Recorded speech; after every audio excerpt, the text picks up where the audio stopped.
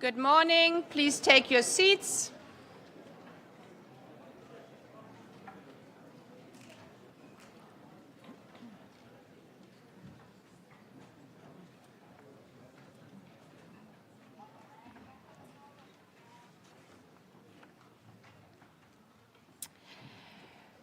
Good morning on this very sunny Tuesday. I call to order the informal meeting to conduct an interactive dialogue with Ms. Michelle Bachelet, a candidate for the position of the United Nations Secretary General. Today and tomorrow's interactive dialogues mark a critical step in the selection and appointment process for the next Secretary General, while also coming at a pivotal moment for the United Nations. The person we select will be more than the face of this institution. Our choice will send a powerful message about who we are and whether we truly serve all 8 billion people of the world in all their diversity. The multilateral system with the United Nations as its center is under unprecedented political and financial pressure. From a deepening liquidity crisis to fundamental principles of the UN Charter being put into question. The next Secretary General will be entrusted not only with navigating these challenges, but also with advancing essential reforms to ensure the United Nations is fit for the future. At the same time, the world needs the United Nations more than ever, and it needs a Secretary General who can provide strong, principled and effective leadership across all three pillars: peace and security, sustainable development, and human rights. These interactive dialogues, which I convene in line with General Assembly Resolution 79/327, offer a unique opportunity for candidates to present their vision for the future of this organization and for you, member states and civil society, to ask questions and interact directly with candidates. The interactive dialogues are essential to ensuring a transparent and inclusive selection and appointment process, while underlining the important role of the General Assembly. I encourage each of you to make full use of this opportunity, and I thank all candidates for their active participation, member states and civil society for their questions and engagement. But these dialogues do not end in this chamber. They are also an opportunity for people around the world, the very people that the United Nations serves, to listen, to engage, and to hold this process to the highest standards.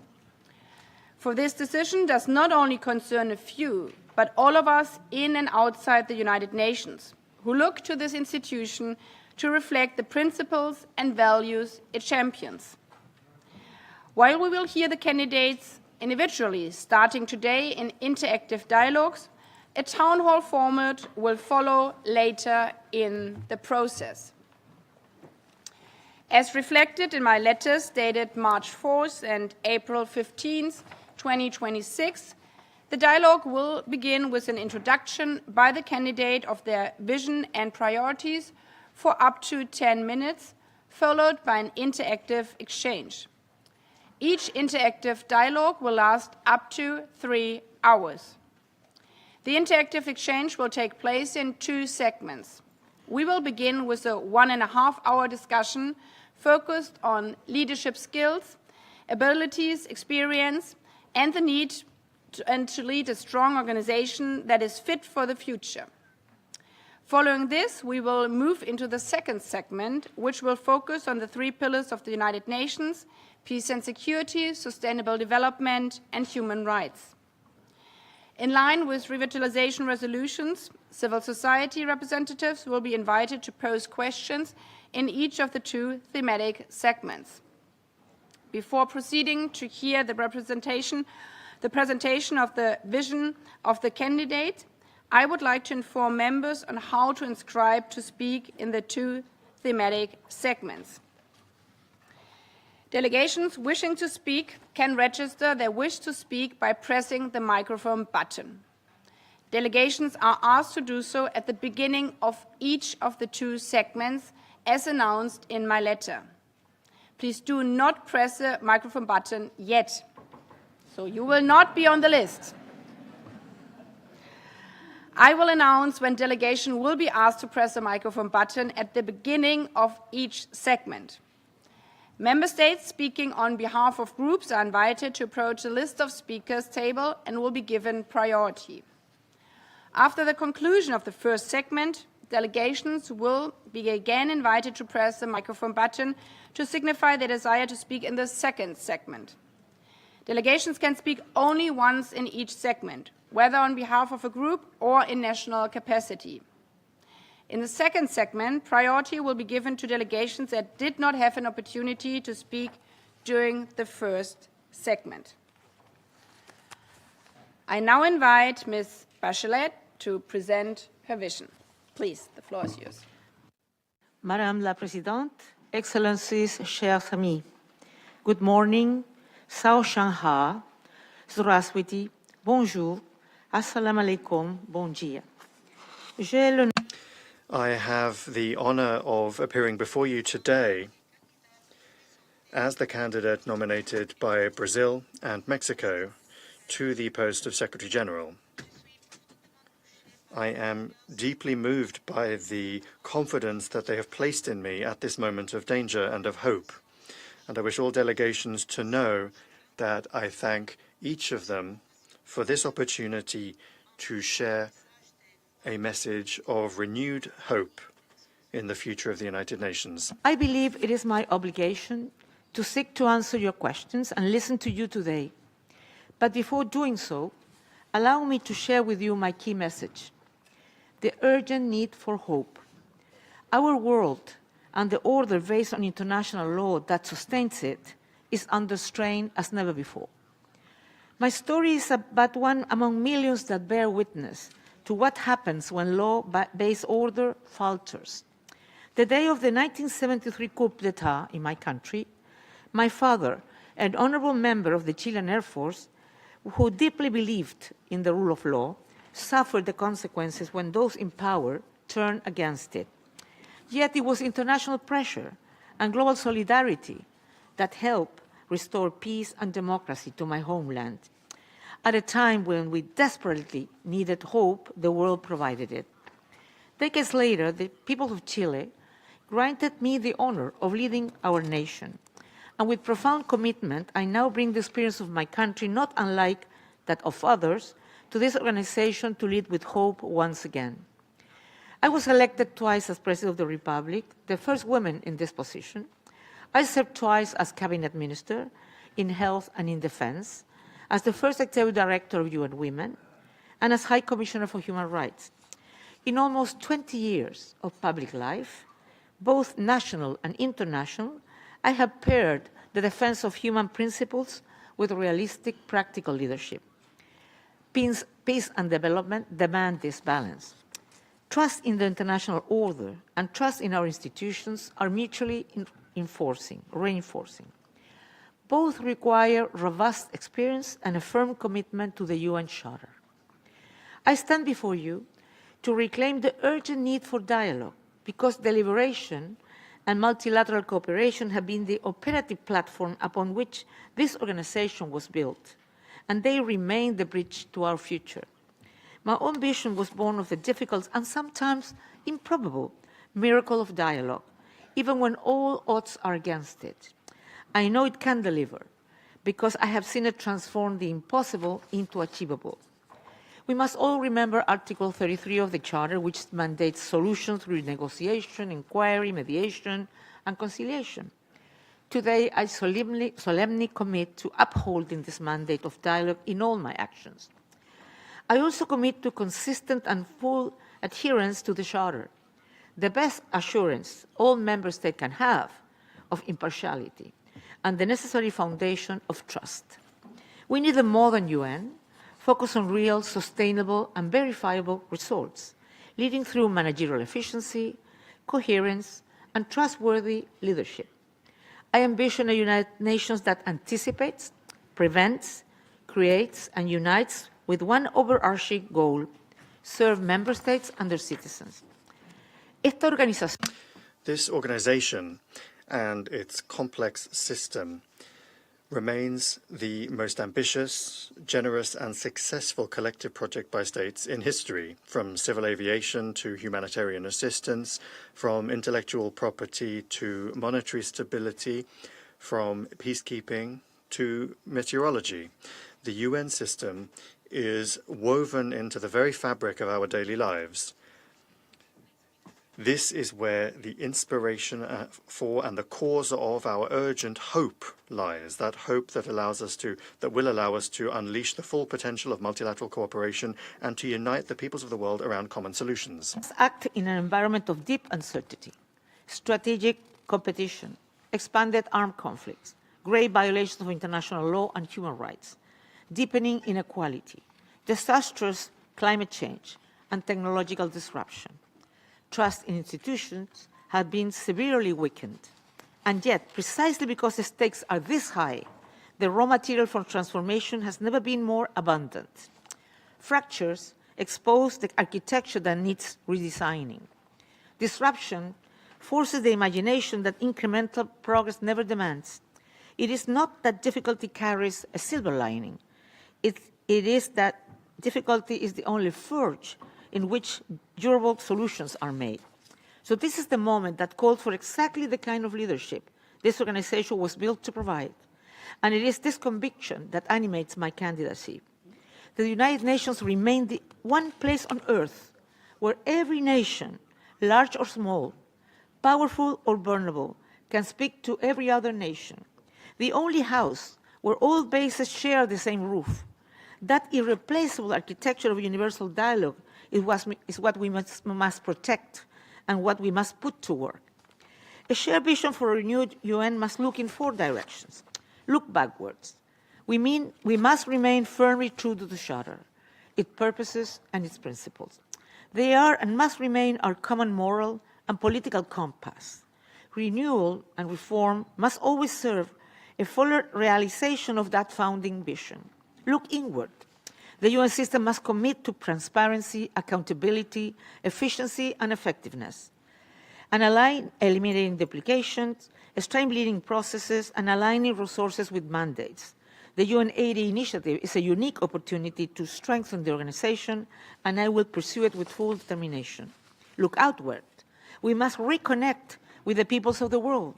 Restoring credibility requires delivering results, effective results, supporting peace and security, advancing sustainable development, and defending human rights efficiently and impartially. Look forward. The UN must build its future on institutional excellence, effective service to the people, and strong loyalty to its purposes and principles. Shaping our collective future, and above all, that of the young people who will inherit whatever we build or fail to build here. The centennial of 2045 is not a distant milestone. It is a working horizon that gives urgency to every reform we undertake today. On peace and security, the priority must be prevention, quiet diplomacy, early warning, sustained engagement with regional actors, and professional mediation can stop escalation before it becomes a catastrophe. The Secretary General must remain engaged as a channel of communication even when consensus seems distant. On sustainable development, key priorities are eliminating hunger and poverty, reducing inequality, closing the digital gap, and advancing meaningful climate action, leaving younger generations a world capable of offering opportunities, jobs, dignity, and hope. On human rights, human dignity must remain at the center of UN action. Human rights are not only the core of a dignified life, they are also preventive tools for lasting peace and global stability. Excellencies, I accepted my nomination to join the millions who desperately need us to hear the urgent call for hope, a hope for dialogue, a hope for inspiration, a determined and passionate hope for igniting faith in United Nations leadership for this turbulent time. Let me remind you of Nelson Mandela's final address to the United Nations, delivered in this very building, where he urged for what he called a workable dream, a hope that leaders would emerge who would not allow that any person should be denied their freedom. It is in this spirit of service that I humbly answer Mandela's call, offering my experience to lead this organization through this unprecedented moment for a more inclusive world. Violeta Parra, legendary folk singer of my homeland, once sang that the two materials that forge her art were, and I will quote, "Your song, which is also mine, and the song of all, which is my very own," end of quote. It is a dream that finds its voice in the mouths of others, becoming a word and ultimately a shared song. We must not surrender to despair. Just the opposite. We must choose to hope, repair, anticipate, and above all have the courage to cooperate so the world can prosper again, live in peace, and ensure everyone's human dignity. This is my vision for the renewed future of the United Nations that we bring before you today. I thank you.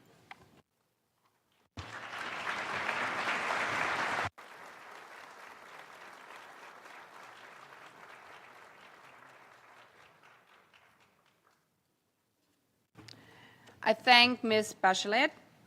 We now proceed to the first segment. Delegations wishing to speak in the first segment are invited to press the microphone button now. Members are reminded that they are encouraged to ask short and focused questions. Interventions should be not more than 2 minutes for delegations speaking in national capacity and not more than 3 minutes for delegations speaking on behalf of a group of member states. Time limits will be strictly enforced by automatic microphone cutoff. A timer will be projected on screen. To assist speakers to observe the time limit, their microphone will start blinking 30 seconds before the time limit elapses. As indicated in my letter, after each intervention, the candidate will be given the floor to respond. The response should not be more than 2 minutes as well. I will remind candidates of their time limits. Civil society questions will be interspersed with questions from member states. As mentioned before, we will now focus on leadership abilities, experience, and skills needed to lead a strong organization that is fit for the future.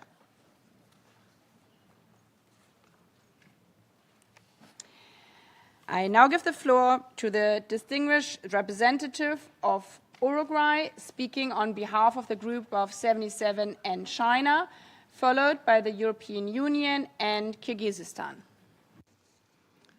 Gracias, señora Thank you, Madam President Michelle Bachelet. Attaches great importance to the selection and appointment of the Secretary General and reaffirms the need to ensure that this process remains open, transparent, and inclusive in accordance with the relevant General Assembly resolutions.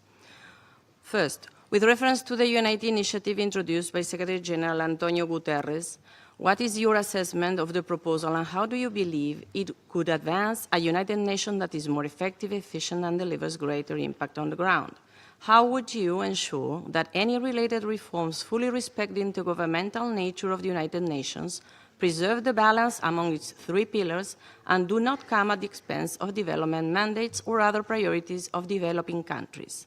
Second, with the 2030 deadline fast approaching, how would you ensure the full and timely implementation of the Agenda for Sustainable Development, bearing in mind the universality and indivisibility of the goals and targets, the principle of common but differentiated responsibilities, and the commitment to leave no one behind? Specifically, how do you envisage the role of the Secretary General and the UN Secretariat in advancing this objective? 3. If you were appointed as Secretary General, how would you ensure equal and fair distribution based on gender and geographical balance as prescribed by Article 101 of the Charter and the relevant General Assembly resolutions, particularly in terms of the overall increase in the representation of unrepresented and underrepresented countries, especially from developing countries, at the senior level appointments within the UN Secretariat and the broader UN system? 4. At a time of shrinking fiscal space, declining ODA, rising debt burdens, and widening development gaps, how would you, as Secretary General, mobilize the United Nations system to defend and advance the development pillar, accelerate implementation of the 2030 Agenda, and support financing for development in a manner fully responsive to the priorities of developing countries? Fifth, in light of the organization's persistent liquidity crisis, including warnings of a potential race to bankruptcy, what concrete measures would you, as Secretary General, undertake to promote compliance with Member States' financial obligations, ensuring that assessed contributions are paid in full, on time, and without conditions? Finally, the Group of 77 and China underscores the importance of safeguarding the full independence, impartiality, and institutional integrity of the Secretariat while ensuring that it provides equitable and effective support to all Member State representations in the discharge of their responsibilities. Thank you. I thank the distinguished representative of Uruguay on behalf of the Group of 77 and China. Ms. Bachelet, you have the opportunity to answer. Well, thank you very much, the G77 plus China group, for your questions. I'll try in 2 minutes to answer whatever I can. For me, the UNAID is essential. I think it's a must, because what we do need is an organization that can be relevant, that can be efficient, that can be also transparent, and so on. So that's why I think that reducing duplication, that we need the three things: the operational efficiency, mandate rationalization, and structural coherence. And I think we need to also take into consideration that any reform should preserve the balance among the three pillars. Reduce duplication through common services, greater digital interoperability, an interdepartmental team, not through cuts that eliminate field capacity. So we need to do whatever they need, but we need to preserve field capacity. We also need to protect the resident coordinator system, analytical capacity, early warning, and humanitarian presence from budget-driven erosion. We also need to ensure that UNAID is an intergovernmental process, reform-driven and owned by member states, not imposed administratively. Assert clearly and publicly that assessed contributions are legal charter obligations. They're not voluntary transfer. And also promote, I would say, a more balanced financing model, reduce excessive dependence on earmark, because that makes a lot of fragmentation inside the system.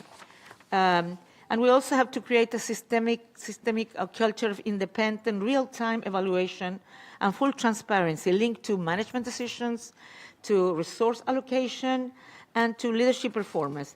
And in terms of the Agenda 2030, if I have a couple of seconds, I say that we need to reinvigorate the UN development system by empowering resident coordinators, with real authority, adequate resources, but also clear accountability for results at country level. I believe that we need to ensure that also we need to see which countries are farthest in the possibility of achieving the SDGs.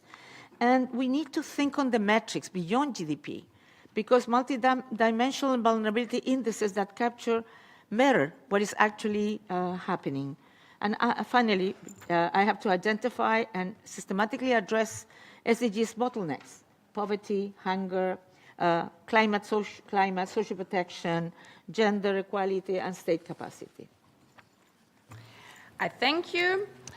I now give the floor to the distinguished representative of the European Union on behalf of the EU and its member states, followed by Kyrgyzstan and Egypt. Thank you, Madam President, and a warm welcome from the EU and its member states, Ms. Bachelet. As leading political, financial, and operational supporters of the UN and multilateralism, the European Union and its member states are deeply invested in the UN Charter, international law, and the UN's success on the ground. We fully expect to be working closely with the Secretary General, who fully shares these values and principles, who manages to match principle with action, and who has a clear appreciation of the European Union's role in the UN system. At this critical juncture, the United Nations need a Secretary General who can build trust, accelerate UN reforms, and deliver solutions that make a real difference in people's lives on the ground. It needs a Secretary General that is fully prepared to defend and promote with equal vigor all three UN pillars and full respect for the UN Charter and international law. The European Union and its member states support all strands of the UN's work equally. On peace and security, we actively advance the implementation of key UN mandates to our security and defense missions around the world. On sustainable development, we provide close to 50% of all official development assistance and over 1/3 of all voluntary contributions to the UN system to support development and equality. On human rights, we remain firmly committed to their universality and indivisibility, while noting with concern that only 1% of the UN system spending is dedicated to human rights mandates at a time that human rights are increasingly attacked. I mention all this to highlight the fact that through our work on the ground, we are fully aware of both of the successes of the United Nations, but also of the dire need in a number of areas for reform that protects all three pillars, but also makes them more effective. So, a question to you is the following. How will you ensure the continuity of the ongoing UN80 initiative? If you could reform one thing during your first 100 days in office to make the UN more effective in delivering on any of its core mandates, what would that be? And can you offer an example of a major reform that you promoted successfully in your previous tenures? And what lessons did you learn that could inform your approach to broader UN reform today? Thank you. I thank the distinguished representative of the European Union, speaking on behalf of the EU and its member states. Thank you very much for this question and all the context that has been mentioned. Yeah, well, I do believe, I personally believe very strongly that the three pillars are so intertwined. I know we're going to discuss about the programming issue later, but I want to say this because for me it would be very important, because I believe there will not be peace, no peace without development and without human rights. So that means that if I'm selected Secretary General, I will give my biggest efforts. I will strive to ensure that three pillars can get enough support in terms of financing, in terms of political support, and in the sense that what would be the big or the one thing I could do at the beginning. I believe there are some of these issues that depend on member states, and probably one of the most important will be on what is going to be done on mandates, because it's also very important in terms of how the UN will continue developing. And for me, because on all the things that us as candidates will promise, One of the things that will be really important to have since the beginning are mechanism of follow-up, of, if I would say, accountability, on ensuring that also independent evaluation and assessment of what is being done in terms of the reform. Because usually people when they get in love with something, if I may say, they tend not to be very self-critical. And I think we need, particularly when we are trying to think how we make the UN more relevant, more efficient, more transparent, but also to save certain costs that are probably better done in another way, and use that savings for exactly human rights or development or peace and security. So I believe that the essential thing would be to ensure that all the mechanism, all the work that we will do with the different agencies, with the Secretariat, will really be follow up, and not just give an instruction that maybe it's follow or not, but to be sure to make a very strong follow-up that every decision of the General Assembly and, of course, the decisions that are in the competence of the Secretary General will be decisions that will be fulfilled and achieved. I thank you. I now give the floor to the distinguished representative of Kyrgyzstan on behalf of the landlocked developing countries, followed by Egypt and the first speaker of the civil society. Madam President, Madam Bachelet, Excellencies, distinguished delegates, colleagues, I have the honor to deliver this statement on behalf of the group of landlocked developing countries. Landlocked developing countries, or LLDCs, represent 32 nations and over 500 million people. Their defining challenges is geographic. Without direct access to the sea, they depend on transit through neighboring countries. This results in higher trade costs, longer delays, and greater vulnerability to external shocks. We welcome the convening of this interactive dialogue, which provides an important opportunity to engage with candidates for the position of the Secretary General at a critical time for the multilateral system. For landlocked developing countries, structural constraints linked to geography continue to shape development pathways. The adoption of the Avaza program of action reflects a renewal global commitment to addressing these unique challenges in a comprehensive and coordinated manner. Its success, however, will depend on effective implementation and strong system-wide coherence. We would appreciate your views on how to strengthen system-wide coherence so that global commitments translate into the measurable progress at the regional and country levels, including through enhanced engagement of the United Nations resident coordinators and country teams, and the effective integration of LLDC priorities into UN Sustainable Development Cooperation frameworks. Furthermore, we would like to it will be interesting to hear from you how you envisage strengthening the capacity, resources, and institutional role of the Office of the High Representative for the least developed countries, landlocked developing countries, and small island developing states, so that it can effectively fulfill its mandate's functions, particularly in supporting coordinated follow-up, mobilizing international support, enhancing advocacy, and assisting LLDC in the implementation, monitoring, and review of the program of action at all levels, including with the involvement and support of the United Nations resident coordinators and country teams. In conclusion, the group of landlocked developing countries looks forward to hearing concrete and actionable proposals on how to ensure effective implementation of the program of action and to advance the development prospects of LLDC in a meaningful and sustainable manner. I thank you. I thank the distinguished representative of Kyrgyzstan on behalf of the landlocked developing countries, please. I thank the representative of the LDC's countries. And you're right, geography must not determine destiny. But it is the possibility that the multilateral system exists precisely to correct the accidents of geography and history. And I will hold to that promise. I know that all the particular situations that LLDC countries had to confront in terms of being able to develop, to fulfill their capacities and to be able to improve people's life. And I would say that I intend to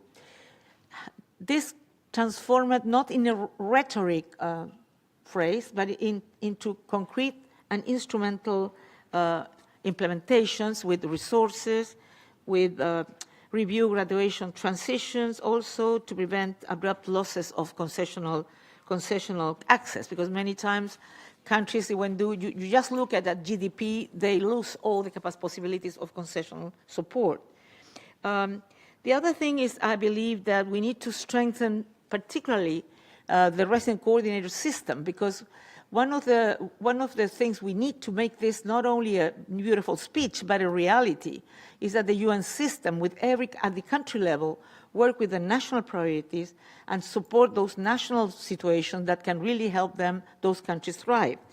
Of course, we have the AWASA program, but also I think I would champion also the Almaty program, addressing connectivity, logistics, and climate vulnerability barriers. And I will say that, of course, you mentioned also the SEEDs, the LDCs, and others, and I truly believe, because that also is important, as I mentioned, I think, before in another question, I'm talking about Agenda 2030 or the SDGs, that when we look at the need to reform these financial institutions, we also need to look at if the way the metrics being used for countries who had a very particular vulnerability is the metrics that should be used. And I think that we need to, being the President of the Republic, I have to say, with Uruguay and Barbuda and Antigua at the time, we pushed for the OECD to change the criteria, that people should not be graduated according only to their GDP, but also to their vulnerability situation. And I truly believe this is something that the international community and the international financial institutions need to take into consideration. Because if we don't change the way the financial institutions are working, those countries will never have all the support they need. So I will fight in all different levels to support the situation of countries that are more vulnerable than others because of either geographical conditionation, or because they're small states, or because they're small islands, or because they're least developed countries. Thank you. I now give the floor to the distinguished representative of Egypt on behalf of the Arab group, followed by the civil society Girl Up. شكرا سيدة الرئيس. Thank you, Madam President. I have the honor to make this statement on behalf of the Arab Group. Our group remains ready to cooperate constructively with all candidates in order to strengthen the role of the United Nations and enhance its abilities to face current international challenges, as well as strengthening the principle of the Charter and maintain international peace and security and sustainable development. Our group would like to ask the two following questions. Madam Bachelet, how do you envisage your role, if in office, regarding enhancing the efficiency of the UN system and its integrated efforts regarding the Palestinian question, which, in order to implement relevant international resolutions and restore or allow for peace in the region? Second, regarding the growing conflicts in the world and challenges pertaining to respect of international law and the UN Charter, how do you envisage ways to strengthen respect for these rules, especially when it comes to the humanitarian aspect, and allowing at the same time to strengthen the role of UN organs, namely UNRWA, so that these agencies can play their mandate fully? Or rather implement their mandate fully. Second, regarding the current, or in light of the current crisis at the United Nations and resources allowed for development, as well as the growing debt burden, how will you enhance the role of the United Nations in supporting the fact that member states will honor their financial commitments towards the United Nations? And what are the means that you will use in this regard? I would like to ask the following question.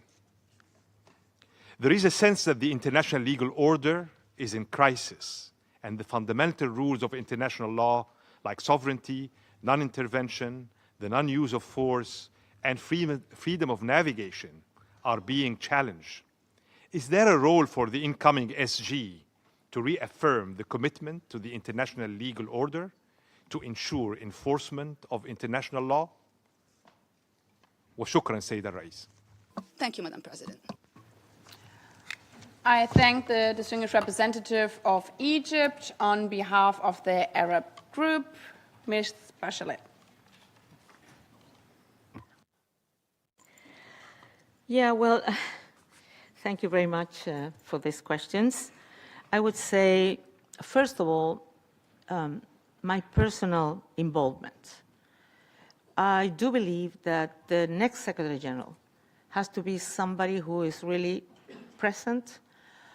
First of all, should be prevent conflict from happening, but should also be, if I would say, and very even physically present in the field, in the places where we need solutions to problems and where there are resolutions of the General Assembly, in terms of being sure that, and making sure that they are implemented, they're a reality, and not only a resolution that could be kept somewhere and not being a reality for the country. So that is something that for me is really important to ensure my personal commitment and my personal, I would say, to use, if I would say, what the Secretary General of the UN has. It's true that you mentioned that there's a lot of questioning of things that in the past were supposed to be, they were taken for granted in terms of the world order. But I think that having been true, that's true, the Secretary General is somebody who has the moral voice, who has also a diplomatic stature that can be heard by and received by powerful and not so powerful countries, that has the possibility of being there with their leadership and trying to make a difference and trying to ensure the possibility of everyone. And so I would say I would always have full political support to the system. That is some way that I believe that things that are not really many times going well can go better. And in the sense that as well, for me, humanitarian access in places where there have been crises, and the ones you mentioned, is one of the things we need to protect and prevent from being hollowed out. One of the problems that I see, even though I completely agree on the UN80, is that what we need to ensure and that it will not hollow out issues that are really important to happen. And one of those is that organizations like UNRWA and others who are doing a great humanitarian assistance can having the resources, the political support, and also the capacity to do the job we have entitled them to do. In terms of the global order, well, one of the things that I know that this is something that is not only the task of the Secretary General. Member states have a very important role to play. But I'm still a believer that multilateralism is essential, and it's essential more than ever.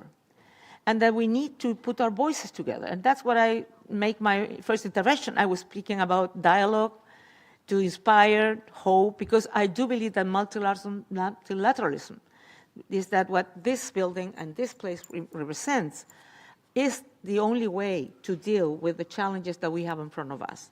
I know that there's a lot of trends that goes in other direction in different areas. You mentioned some of them.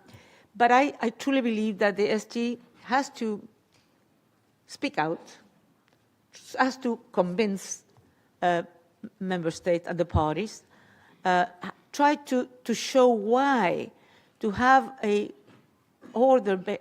rules-based order where everybody feels protected, represented, is not only the just thing to do, but the smart thing to do if we want a peaceful and better world for everyone.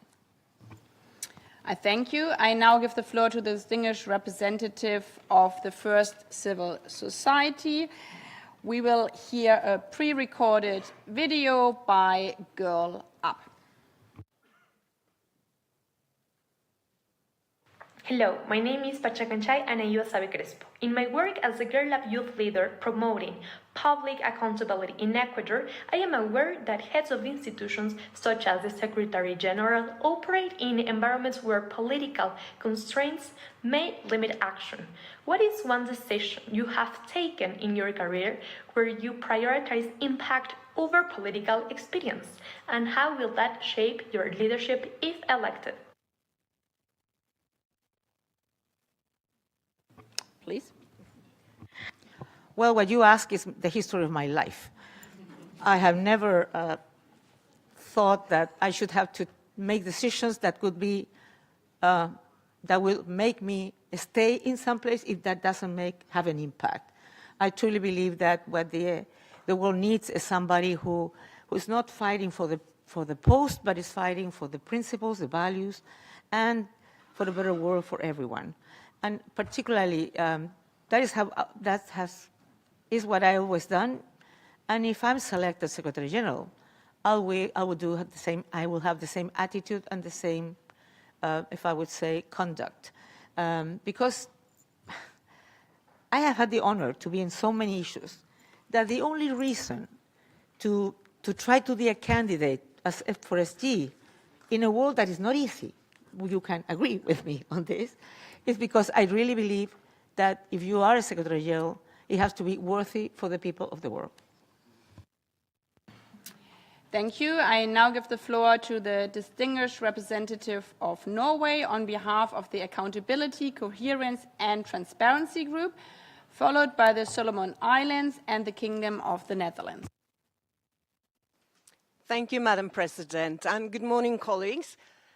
First of all, thank you, Madam Bachelet, for the presentation of your vision this morning and for your commitment to participation in this process. I have, as mentioned, the honor to ask 2 questions on behalf of the ACT group, which is a cross-regional group comprised of 27 small and mid-sized countries committed to a transparent and accountable UN and seeking to improve the working methods of the Security Council and its relationship with the General Assembly. First question. The General Assembly has a joint role in the selection and appointment process for the next Secretary General. In its resolutions, it has underlined the importance for candidates to embody the highest standards of efficiency, competence, and integrity. The Civil Society Coalition 148 Billion has also published a set of 5 principles for integrity for Secretary General campaigns that has specific actions towards transparency, accountability, engagement, and independence in the campaign. 148 Billion have written to and asked all the candidates to commit to these principles. Are you willing to do so? And if not, why? The second question is about your leadership in conflict prevention. What specific early warning indicators will trigger your personal intervention in an emerging conflict? And thank you so much. I thank the distinguished representative of Norway speaking on behalf of the ACT group. Yeah, thank you very much, Madam. I would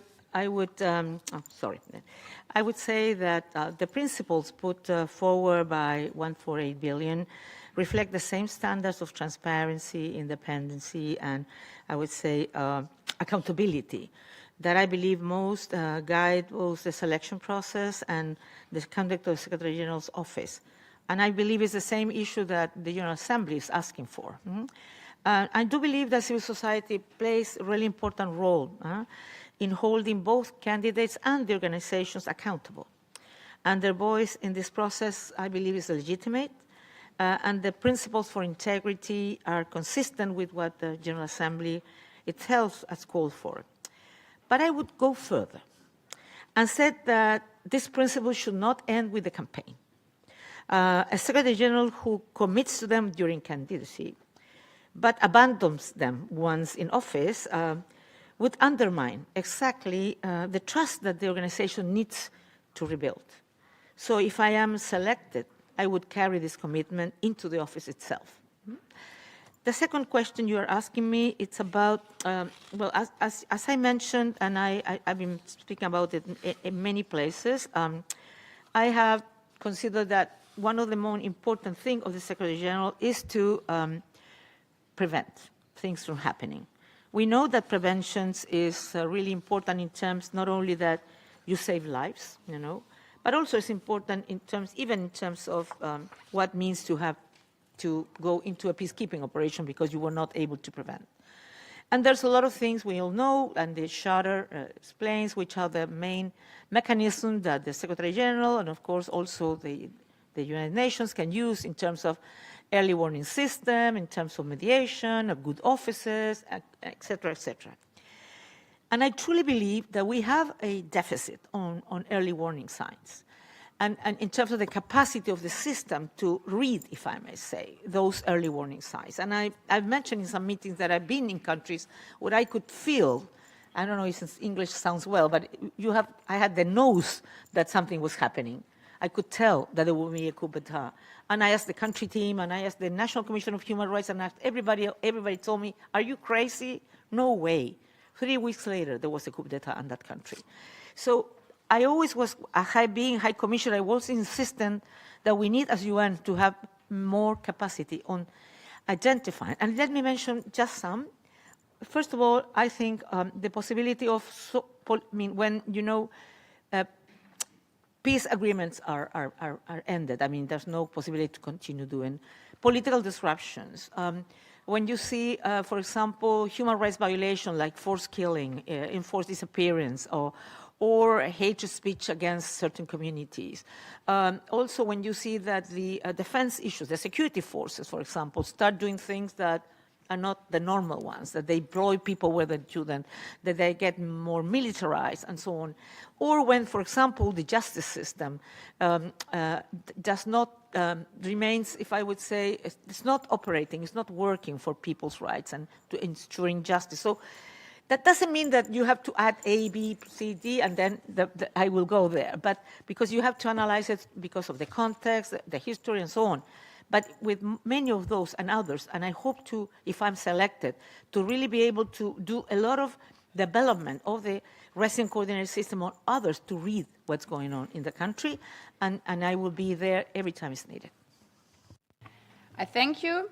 I now give the floor to the distinguished representative of the Solomon Islands on behalf of the Pacific Islands Forum, followed by the Kingdom of the Netherlands and Singapore.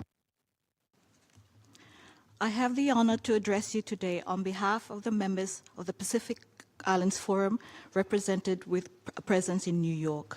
We thank the President of the General Assembly for this valuable opportunity to engage directly with the candidates for the Secretary General.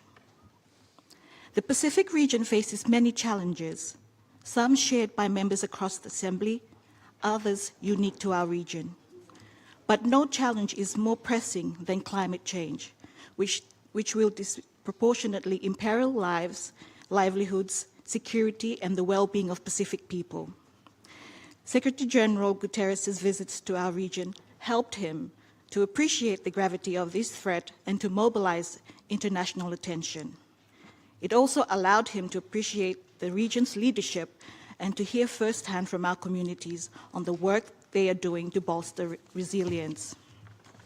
During his visit to Tonga for the Pacific Islands Leaders Summit in 2024, Secretary General described the Pacific region as a beacon of solidarity and strength, environmental stewardship and peace. The Pacific and the UN have had a long history of collaboration, and we want to ensure that this partnership continues and is prioritized under UN's new leadership. We have 2 questions for all candidates. First, how would you use the Office of the Secretary General to draw attention and mobilize action to address the unique vulnerabilities of small island developing states, including Pacific SIDS in particular the impacts of climate change. Second, the UN is often pulled towards crises that dominate headlines.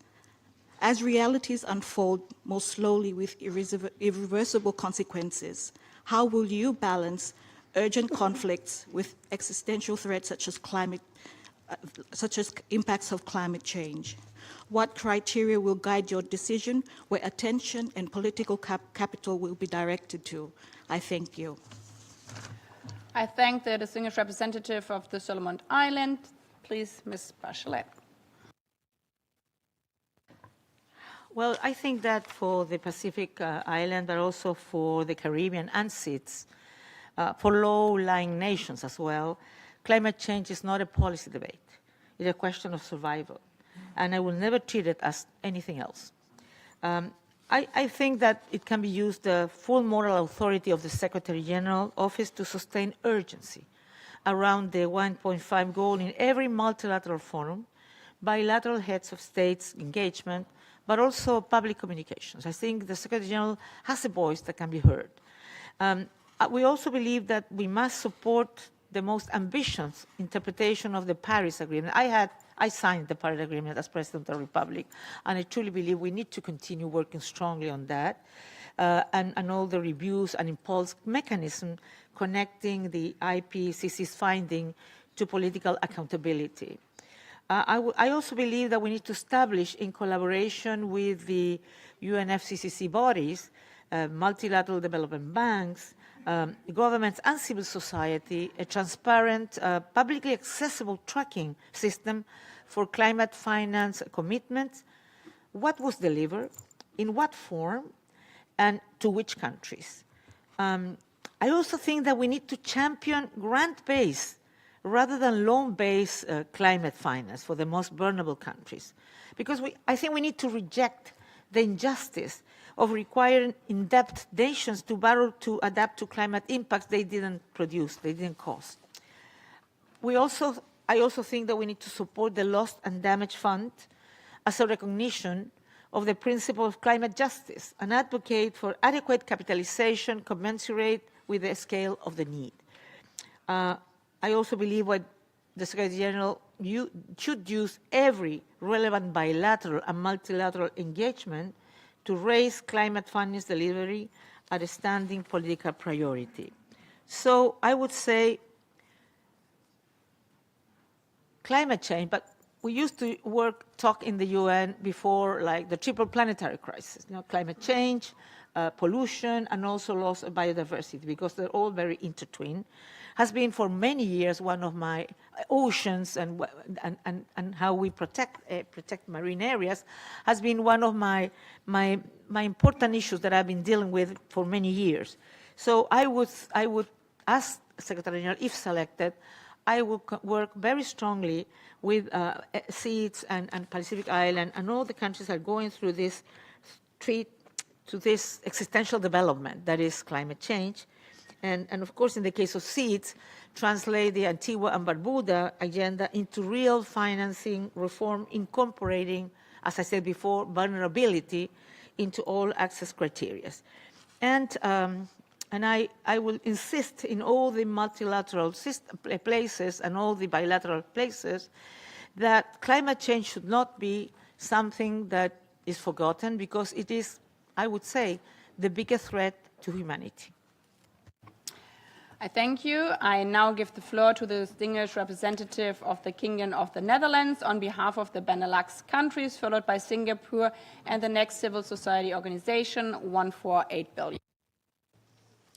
Thank you, Madam President. I have the honor to speak on behalf of the Benelux, a long-standing regional partnership comprising Belgium, Luxembourg, and my own country, the Kingdom of the Netherlands. I align with the statement of the European Union. And I thank Ms. Bachelet for sharing her vision and her long-standing commitment to human rights. We particularly value your emphasis on prevention, accountability, and the centrality of human rights across all pillars of the UN. We see strong resonance with our belief that the Secretary General must serve as a guardian of the UN Charter and international law, and as a voice of moral authority, especially in times of increasing geopolitical tension. We consider that the UN needs, above all, a Secretary General with proven leadership and reform credentials, capable of guiding a complex organization in a time of geopolitical tension and financial pressure. We attach particular importance to a Secretary General who can strengthen trust in multilateralism and the international legal order, act as a strong convening power across all three pillars, and who can proactively contribute to prevention, peace building, and mediation. At the same time, we see a need to strengthen the UN's financial sustainability, accountability, and system-wide coherence. We would be interested to hear more about how you would approach modernizing UN management systems and financing, ensuring greater transparency, efficiency, and coherence across the system, particularly in the light of the ongoing discussions on UN 80. And finally, could you share your early thinking on the composition of your senior leadership team, including Deputy Secretary General? How would you approach considerations such as regional balance, gender, and the specific qualities needed to support your priorities and the good functioning of the UN? I thank you.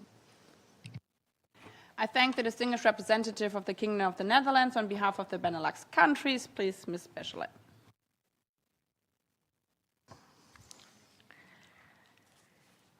Well, some of the things I already mentioned, I believe, is that one of the things that the next Secretary General has to do is to try to build trust within the United Nations, among countries, and my intention is to speak with all member states, with the PRs, to come to the General Assembly every time I'm invited, of course, to inform of the different things that the Secretary General is doing on different areas that are on the competence of the Secretary General, but also to analyze which could be not only in terms of what we need to do on the UN 80, in terms of what I already mentioned, improving efficiency, managerial situations, and avoid duplication, and so on, and fragmentation.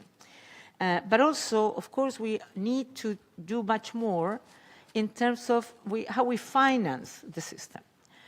And in that sense, I do believe that I will need to speak, and also if I am selected, I will need to speak that before I come to office, because I've heard that the Secretariat will not have much money when it starts next year, to ask for member states to do what they have to do.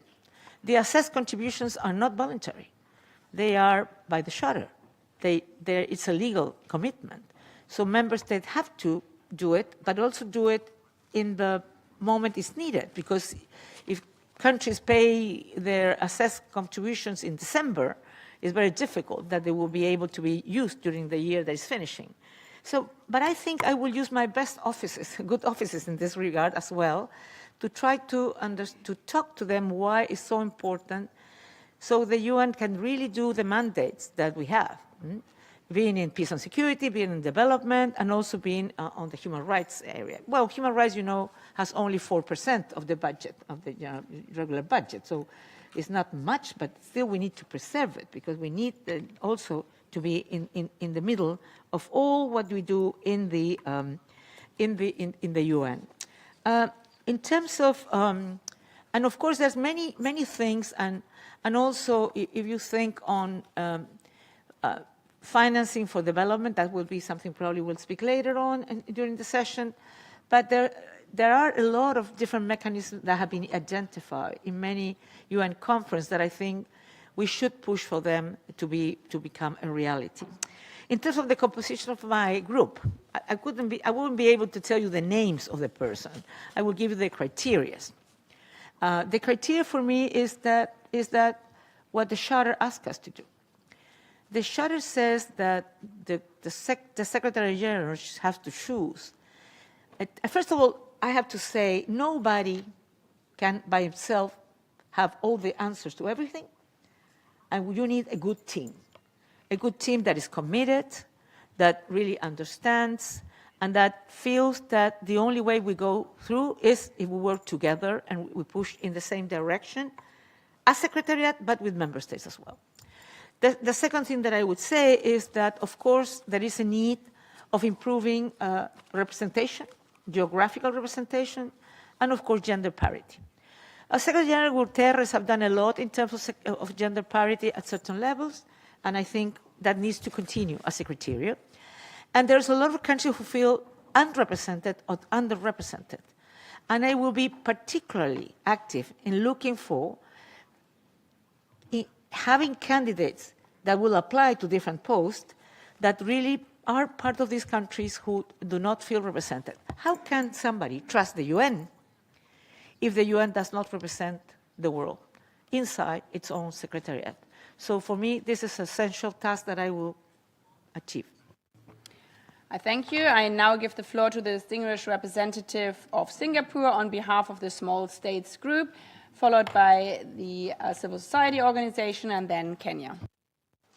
Thank you very much, Madam President, and a warm welcome to Madam Bachelet.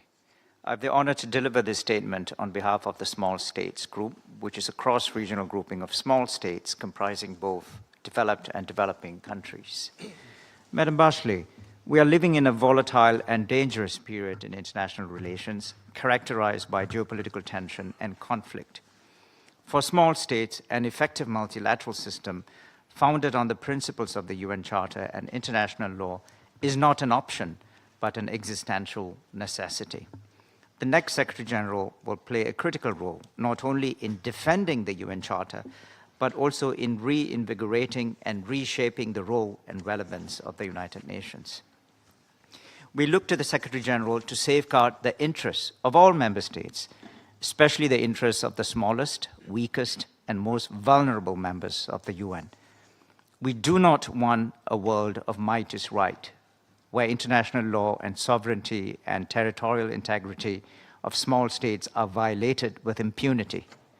The members of the SSG stand ready to work with the next Secretary General and all member states to strengthen the role of the UN and to defend international law and multilateralism. In the interest of brevity, please allow me to go directly to the questions now. First, what steps will you take to strengthen the role of the General Assembly, especially at a time when the Security Council has been unable to take decisive action?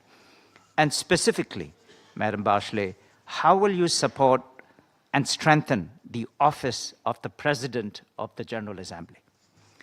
Second, the SDGs and the Pact for the Future are landmark outcome documents which provide a roadmap for global action and partnership.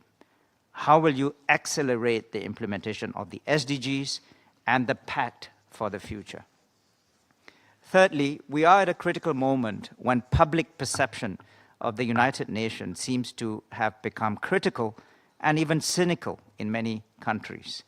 How do you plan to galvanize support for the work of the UN, especially among younger people who represent the future in all our societies? Thank you. I thank the distinguished representative of Singapore speaking on behalf of the Small States Group. Please, Ms. Bachelet.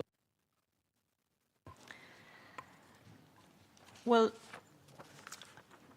I believe the Pact of the Future has a really important role in terms of ensuring that we can be successful to accelerate the Agenda 2030 and the achievement of the DSGs.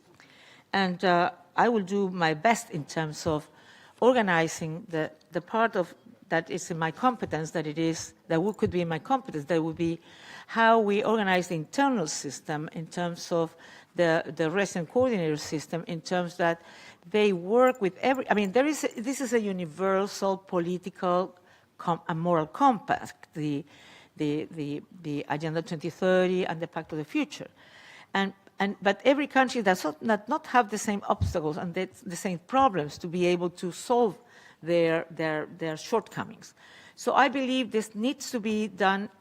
I need to push for it has to be work at the local level, at the country level, where the UN community system will work with the countries for the national priorities and look at what are the bottlenecks they have in each particular issue to see how the UN system can be really, really helpful in supporting with good strategies to build capacity in case that's needed and to put the money where is also needed.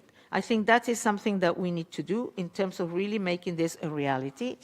And the second thing that I would say is that I'm trying to...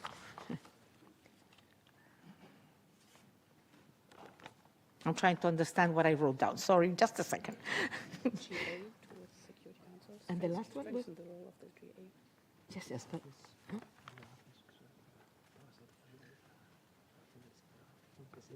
Sí. No, pero el tercero, sí. And I was trying to identify the third one.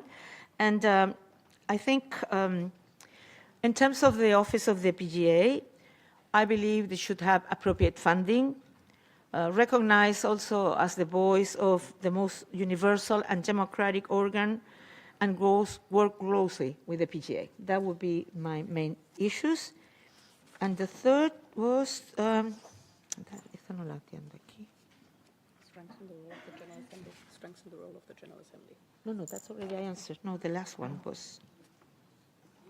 Oh, sorry, but... Oh, yeah. About youth. And no, it was more than youth.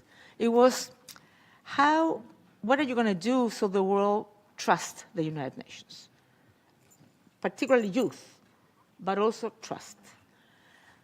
What I believe is that the only way to rebuild trust in the United Nations as a system, first of all, is to be able to deliver results.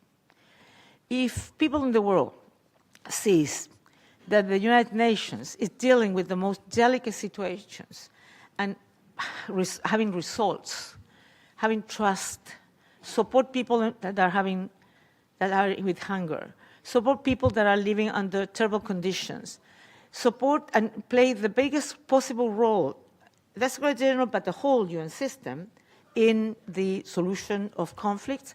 That's the only way that the world will believe that the United Nations is a meaningful organization, but also young people who will have hope that the world can be better also for them.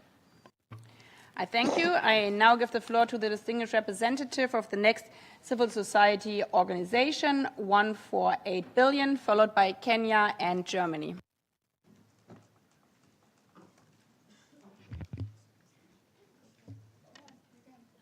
Thank you. Aditi Gorur with the 148 billion campaign. During Secretary General campaigns, candidates face considerable pressure from powerful member states, especially on the allocation of senior UN jobs. This violates the UN Charter, as well as multiple GA resolutions, and it's resulted in certain countries enjoying a monopoly on top UN roles for their nationals. We believe that the next Secretary General should have the freedom to build the best possible team from a diverse global talent pool. If appointed, what steps will you take to ensure that there are no longer national monopolies on top UN jobs? Thank you. I thank the distinguished representative of the civil society organization 148 billion, Ms. Bachelet. Well, I think the main step that you can have is to have the conviction, as I said before, that you need the senior post, being it from CB, from special envoys, from different organs depending of the Secretary General, but also inside the Secretariat in terms of senior post, that they will really represent the world. And I believe that should be like that. And I have to say, it's sometimes not easy. Sometimes it will mean a political cost. But if you are convinced that you want the world to see the UN as really as representative of the diversity of countries that we have, of the diversity of situations that are not the same when you are dealing with different challenges, being it peace and security, being development with human rights, or being in the possibility of a small state to be able to thrive. I think you need to have people in charge that will really be able to represent those perspectives and to ensure that the Secretary General never forgets and also plays a role that no one at the UN forgets those situations and can play an important role in trying to improve the conditions of all of those countries. And in that sense, I have to say, being a president of the Republic, my first time, it was a story in my country as well, where there were certain ministries that were like for certain parties. And I thought that was not a good idea. I think you need always rotation. First, representation of the diversity, geographical, gender parity, but also representation. And so what I'm saying, I'm not afraid of doing that. I've done it in the past, and I will do it if it's necessary, because it is necessary in the UN. That's my conviction and my commitment. I thank you. I now give the floor to the distinguished representative of Kenya on behalf of the UNAID Global Group, followed by Germany and Uganda. Thank you, Madam President. I will ask the following question on behalf of the UNAID Global Group, a cross-regional group comprising of Barbados, Indonesia, Jordan, New Zealand, Norway, Mexico, Senegal, Singapore, and my own country, Kenya. Excellency, Ms. Bachelet, if elected as the next Secretary General, what will you do to meaningfully restore trust between the Secretariat and member states, the Executive Office of the Secretary General and the rest of the system, and global confidence in the United Nations? Thank you. I thank the distinguished representative of Kenya on behalf of the UNAID Global Group.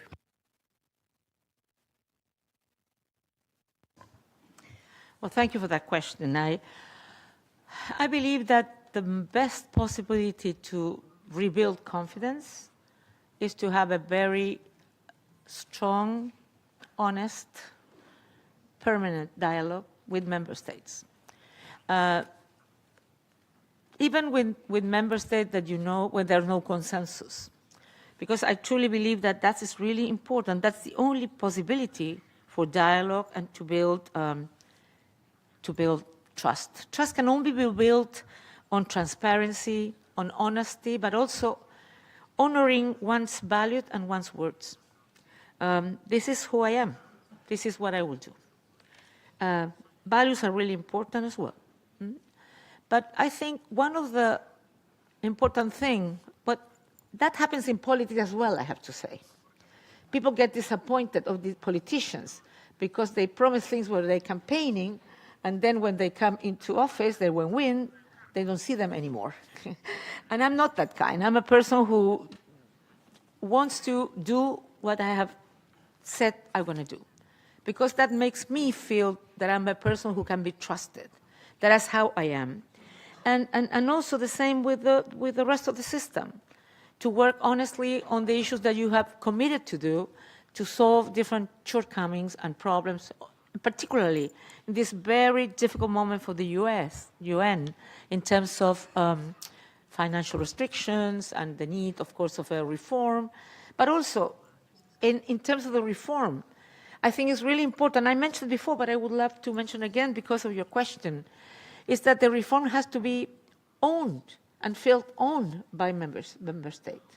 It's not something, I mean, of course, the Secretariat has been doing a lot of things that you are going to approve it or not, you're going to discuss many of those issues, but it's the Secretary General's role to implement what's decided by member states.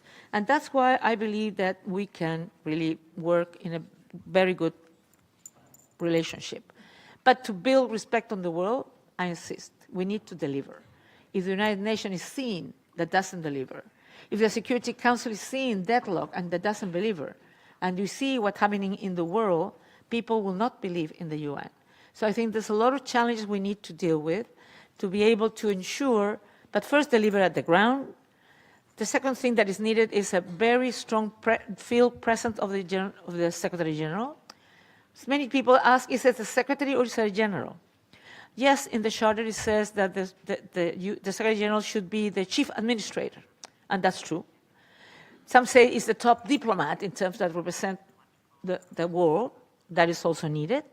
But also a general in the sense of being in the field, of working very strongly in prevention, and working very strongly where conflicts arise, but also where we have all kinds of other issues like lack of development and problems with human rights. I feel that it has to be a very present Secretary General. I thank you.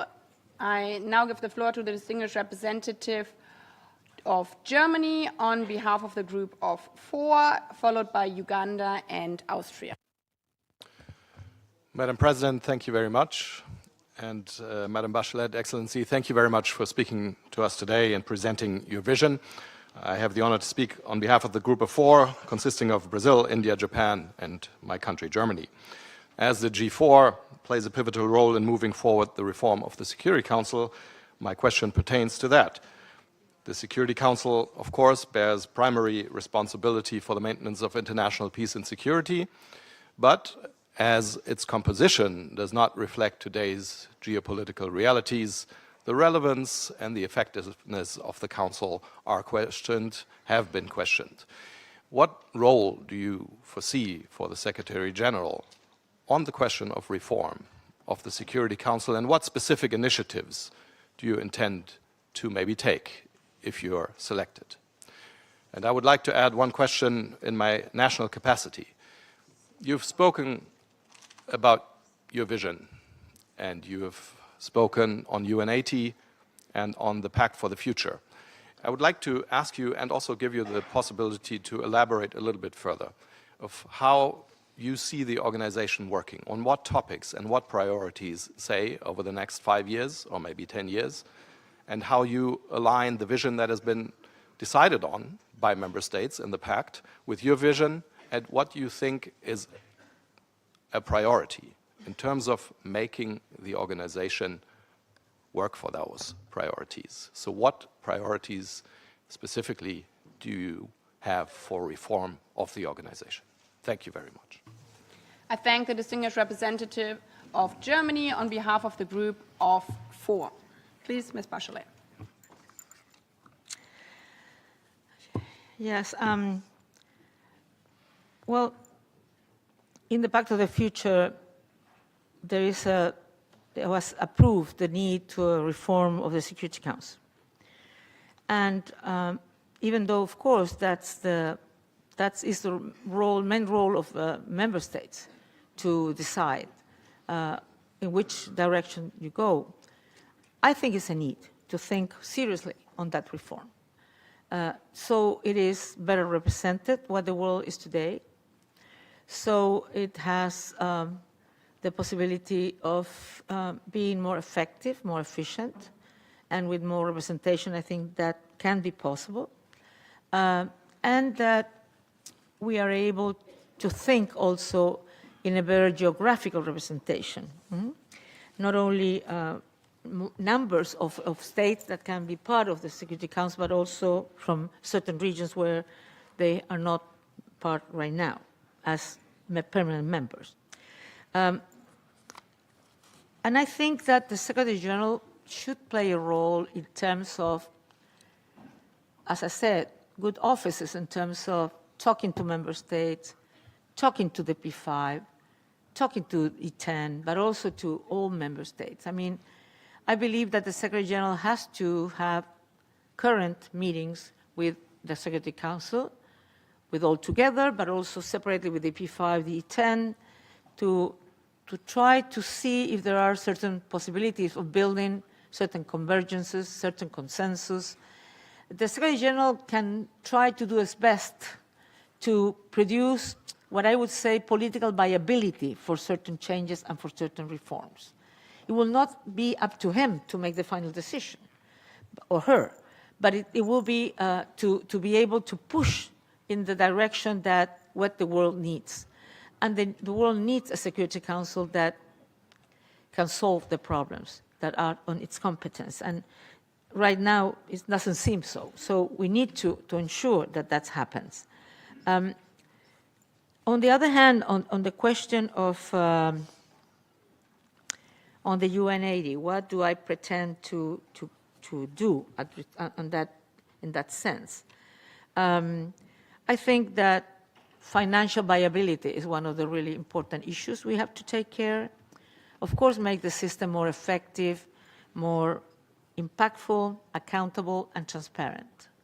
One of the things that in my life I've been pushing for, being a minister, being a State Director of UN Women and being the High Commissioner of Human Rights, and of course being President of the Republic, is that any organization that makes policies, programs, implements them, needs to be a result-oriented organization.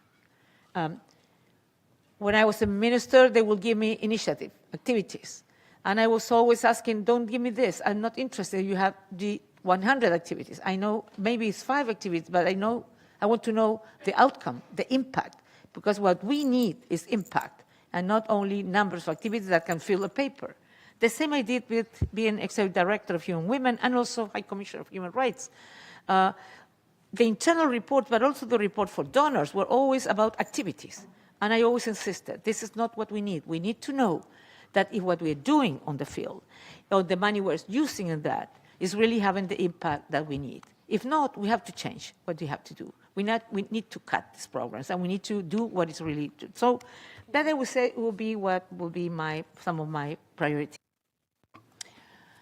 I thank you. I now give the floor to the distinguished representative of Uganda on behalf of the non-aligned movement, followed by Austria and Palau. Madam President, I'm honored to speak on behalf of the 121 member states of the non-aligned movement, NAM. We welcome the holding of this informal dialogue to exchange views with the candidates of the position of Secretary General of the United Nations. NAM has a series of questions, but to avoid repetition, since we came down the queue, I'll ask a few of those. Number one, how would you promote a more inclusive global governance and ensure the effective consideration of the needs and priorities of developing countries?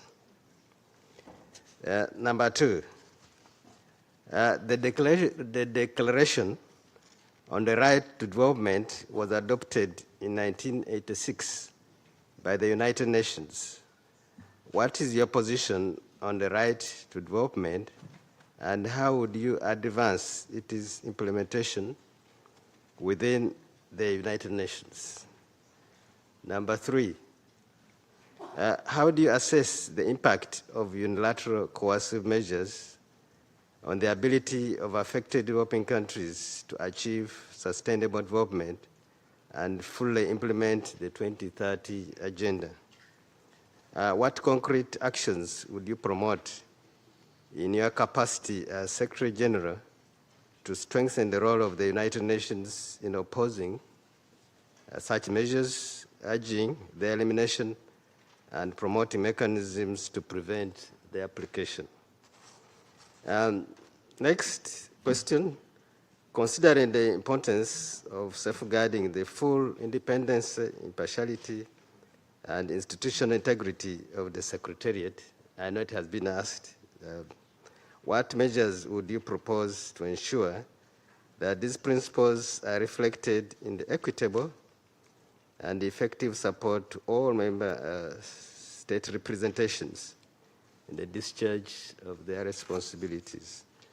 Related to that, which has come also, which was asked, I have 35 seconds, is in terms of the concrete measures you would propose to strengthen multilateralism and international cooperation in the light of their erosion resulting earlier from non-compliance with international obligations. I thank you. I thank the distinguished representative of Uganda on behalf of the non-aligned movement. Well, first of all, you remember the Declaration of Right to Development. And I have to say that according to certain decisions, as High Commissioner of Human Rights, it was on my mandate that I had to ensure that the right to development will be respected. So it's not something that I answer just in theory. I had to deal with that. I think we need to address the historical dimension of the right to development. The structural inequalities created by colonial histories require specific remedial action, including in reparative finance frameworks, preferential trade arrangements, and technology access. I think that the Secretary General advocacy on development finance, trade rules, debt restructuring, and technology transfer is explicitly grounded in the right to development, connecting economic policy debates to their human rights foundations. I always have defended the universality, indivisibility, interdependence of all human rights. So I believe all human rights are important rights, from the social, economic, political, civil rights, and of course, the right of, now it has been discussed a couple of years ago, of a healthy environment, and now the right to development. I think we also need to connect the right to development to climate justice. The right of developing countries to pursue their development aspiration while bearing a disproportionate burden of climate impact is a human rights challenge. It's not only an economic and environmental one. And in terms of the unilateral coercive measures, my impression is that the unilateral, the Charter says exactly when you can enforce certain measures and when not. And unilateral coercive measures usually are not in the spirit of the Charter. And the other thing that we all know is that usually unilateral coercive measures affects people, the normal people on the ground. Doesn't affect the ones you're supposed to punish, the ones who are violating rights or so on. And that means that the universal measures, of course, they're not helping to solve the crisis. And many times they're aggravating the humanitarian crisis, affecting more to the more vulnerable. So I think that the international community, through the resolutions of the UNGA and also the Council of Human Rights, have recognized the need to avoid this kind of measures that can be not in the line of the international right and affect the stable development of countries. So I think this is an issue that requires dialogue, requires to understand that there are different sensibilities about it, and also to renovate commitment with collective solutions that can, if I would say, make the multilateral system more strong. Okay, I'll end here. Thank you. I now give the floor to the next speaker, the distinguished representative of Austria on behalf of the Group of Friends on the Rule of Law, followed by Palau. Thank you, Madam President, and thank you, Madam Bachelet. I have the honor to speak on behalf of over 50 cross-regional members of the Group of Friends of the Rule of Law. In recent years, we have witnessed breaches of even the most fundamental provisions of the UN Charter, including the obligation of all member states to refrain in their international relations from the threat or use of force, as well as mass atrocities committed at large scale. All this paired with the failure of the Security Council to take adequate action in response. So the two questions of the Group of Friends of the Rule of Law to you are: first, what concrete, proactive and preventive measures would you personally pursue if elected as Secretary General to strengthen the rule of law and prevent breaches by member states of the Charter's principles and of international law? And second, what specific preventive diplomacy initiatives would you launch or strengthen? I thank you. I thank the distinguished representative of Austria on behalf of the Group of Friends on the Rule of Law.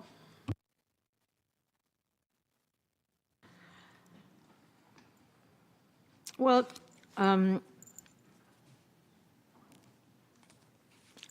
I believe that we all need to be responsible for the assurance that the rule of law is that member states are in compliance with the rule of law and on all the principles of the Charter and, of course, of the international law.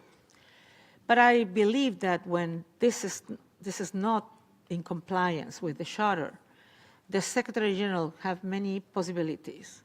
One is to talk, to dialogue with the parties who are violating in some way this or not respecting or not in compliance with it, to ensure that, to try to change that situation.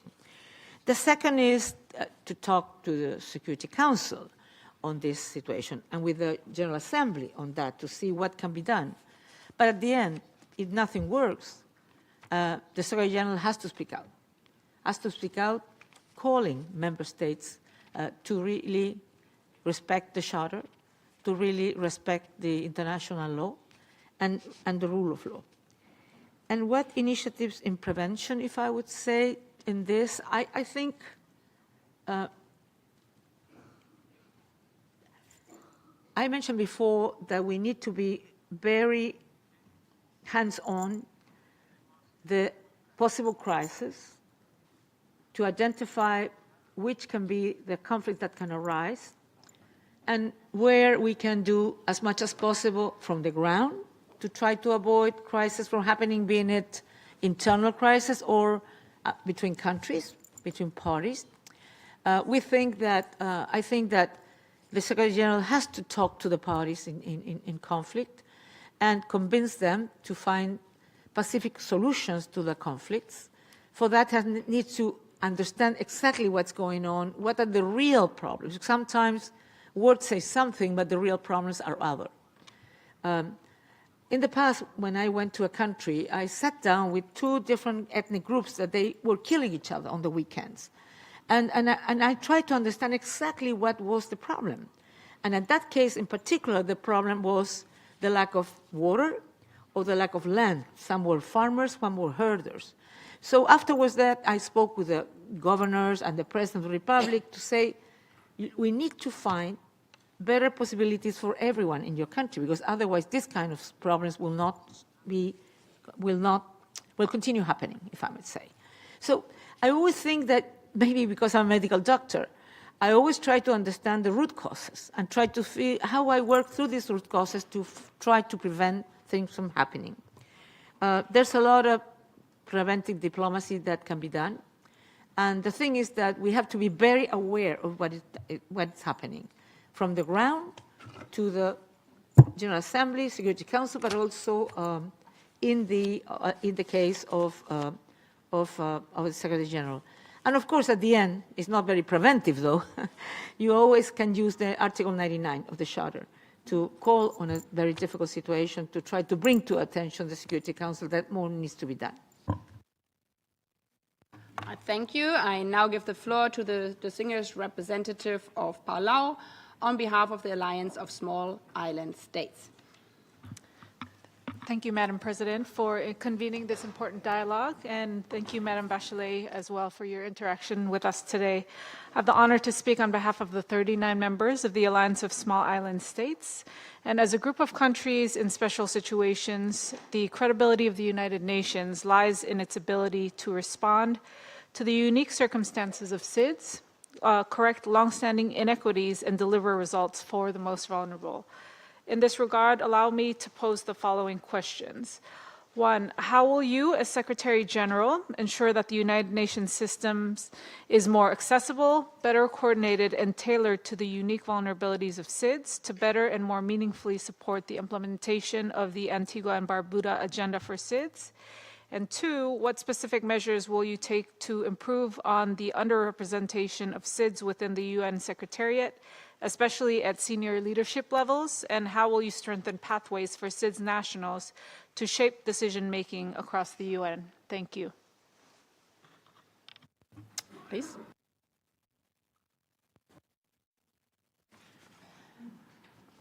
Well, I mentioned before some of the issues in terms of the SIDS that I really understand that it has a lot of obstacles in terms of development, but also that climate is a very important and existential development challenge for the SIDS. That's why I believe that we need to translate the Antigua and Barbuda agenda into real financing reform, incorporating vulnerability into all access criteria. One of the things I mentioned before, that being present with Antigua and Barbuda and Uruguay, we tried to change the criteria for which concessional funding and financing were considered. And I still believe that is true. I still believe that we need to include not only the GDP criteria, but the an index of vulnerability, but it should be a multidimensional vulnerability index. I mentioned this because I did it before. It didn't work at the time. We didn't have success. But I think every time it's more clear. We see it every time. Climate change is not a problem of the future. We have it now. And we see it in many islands, and we see it in the Caribbean countries as well.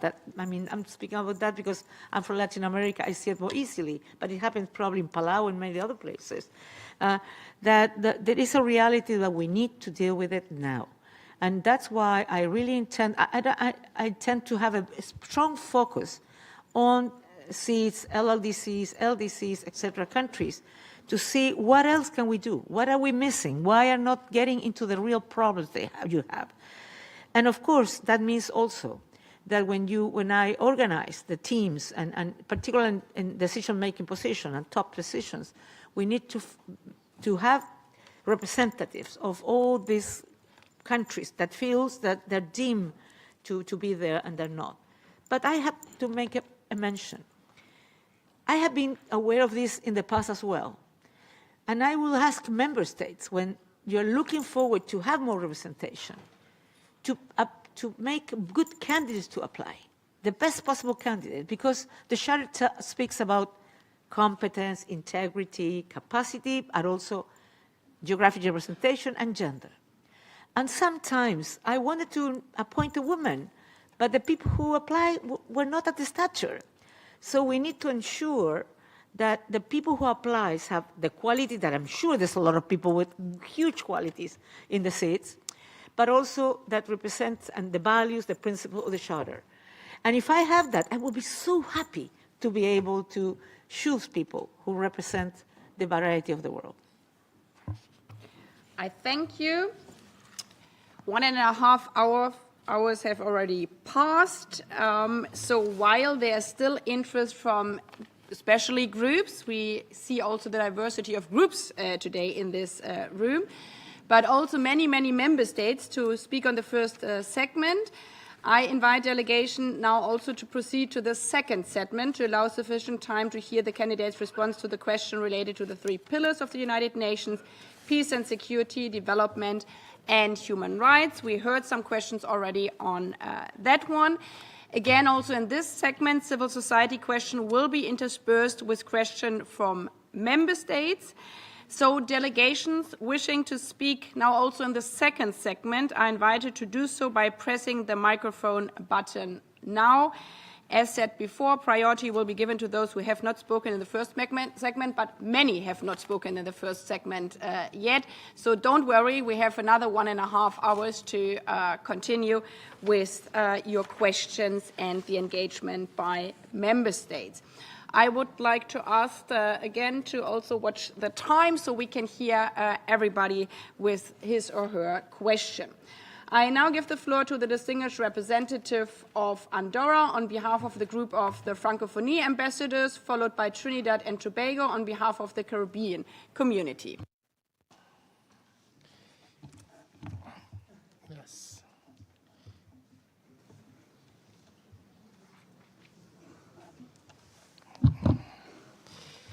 Oh, oui, pardon. Je suis... Apologies. It seems to be working now. Thank you very much, Madame Bachelet, for presenting your strategic vision. I'll be very brief.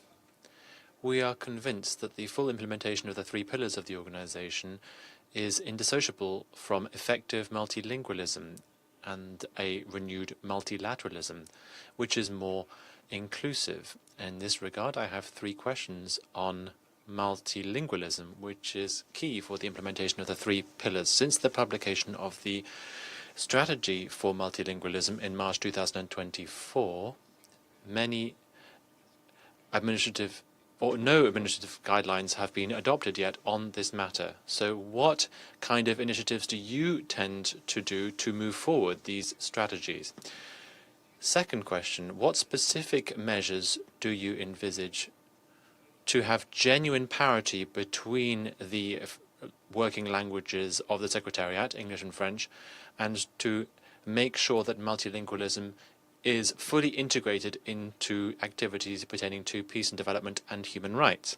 And lastly,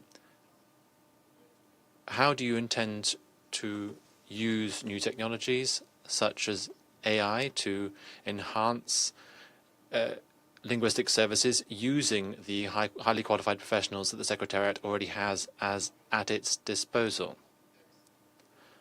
Given all of this against a backdrop in which there is a need for multilateralism, how do you envisage greater participation of regional bodies within this kind of multilateralism, and how do you intend to work with other stakeholders, such as the International Organization of the Francophonie, to implement the 3 pillars of the organization, given the current resource constraints?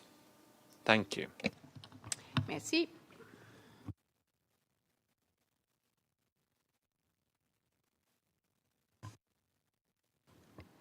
Si je suis sélectionné secrétaire, If I am appointed Secretary General, I would like to improve my French.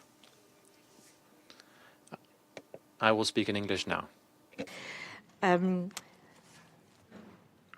well, I think that multilingualism is essential in the UN because it represents what the world is. I mean, we only have 6 official languages, but we need to ensure at least those 6 official languages can be, people can have access to it, so they can have the possibility of speak, to feel that they are really being able to represent what they want to say, and that also help us understand each other, our cultures, etc., etc. I think that many things should be done. Even there has been all what you do as a system, that everything works, that the UN80 should not decrease this funding for all these issues to ensure multilingualism. Though we should have able to have translator, interpreters, we should have money. Today we don't have it, not even before liquidity crisis, there was not enough money. As High Commissioner of Human Rights, we couldn't have all documents in 6 languages because we didn't have the money for the budget. We tried to do our best, but it was really difficult. I try as candidate to put on the digital base in the 6 languages my vision statement. But I think you also need to ensure that even when you hire human resources, that they can bring with different languages. Today they ask you how many languages you have, but usually they mainly, if you have 2, it's enough. But I think when you're thinking on diversifying your team, that means not only another language, but another history, another tradition, another perspective that can enrich the UN. I also believe that there has to be important possibilities of capacity building in different languages, because in my experience as High Commissioner of Human Rights in particular, we had colleagues that spoke the official languages, so we can have meetings in their languages that were not the most commonly used at work, that it was English or Spanish or French. And that was really helpful, because you could understand exactly what the person representative of that country wanted to say, but also they couldn't feel that they were heard and they would really understand what you're saying. Big countries have translators, but small countries not always have translators. And we also believe that technology could help. But of course, I suppose it had to be an appropriate technology that can really be, make a possibility of incorporating different languages in all digital spaces where people not only from the UN, but also people from the world could know what the UN is doing, what they're thinking about it, what initiatives and strategies they are developing on that regard. So I have a very strong commitment with multilingualism, because I feel it's really the possibility to ensure that the world also feels more connected to the UN. Thank you. I now give the floor to the distinguished representative of Trinidad and Tobago on behalf of the Caribbean community, followed by Malawi and Timor-Leste. Thank you, Madam President. I speak on behalf of the 14 member states of the Caribbean Community, CARICOM. We are grateful for the opportunity to participate in this important dialogue and to engage with the distinguished candidate aspiring to the position of Secretary General. We recognize the magnitude of this responsibility and commend all candidates now and in the future for their willingness to serve the international community at such a pivotal moment. Ms. Bachelet, my delegation thanks you for your thoughtful and comprehensive vision statement, which provides a strong foundation for today's exchange and frames the context for the questions I would raise on behalf of the Caribbean community. Two brief questions. Firstly, how should the United Nations adapt its peace and security architecture to address emerging and non-traditional threats such as cyber conflict, climate-related insecurity, and the spread of disinformation, challenges that increasingly transcend borders and strain existing mechanisms? And my final question pertains to Haiti. Before I proceed, however, and on behalf of the Caribbean community, I wish to express our appreciation to the government of Kenya and to all participating countries for their commitment and support to Haiti as it continues to confront a complex multidimensional security crisis. Given the complex and rapidly evolving situation on the ground, and in light of the specialized gang suppression unit, how do you envision the United Nations' role in ensuring that such deployments are effective, accountable, and fully aligned with the protection needs of the Haitian population? More specifically, what safeguards, oversight mechanisms, and community engagement strategies would you prioritize to help ensure that the mission contributes to long-term stability, strengthens national institutions, and maintains the trust and confidence of the Haitian people? I thank you, Madam President. I thank the distinguished representative of Trinidad and Tobago on behalf of CARICOM. Please, Ms. Bachelet. Thank you very much for that question. Yes, I think that it's clear for us, and the Secretary General Guterres had mentioned it many times, and also they're working on a report on how should the peace and security forces and mandates be seen in the current situation.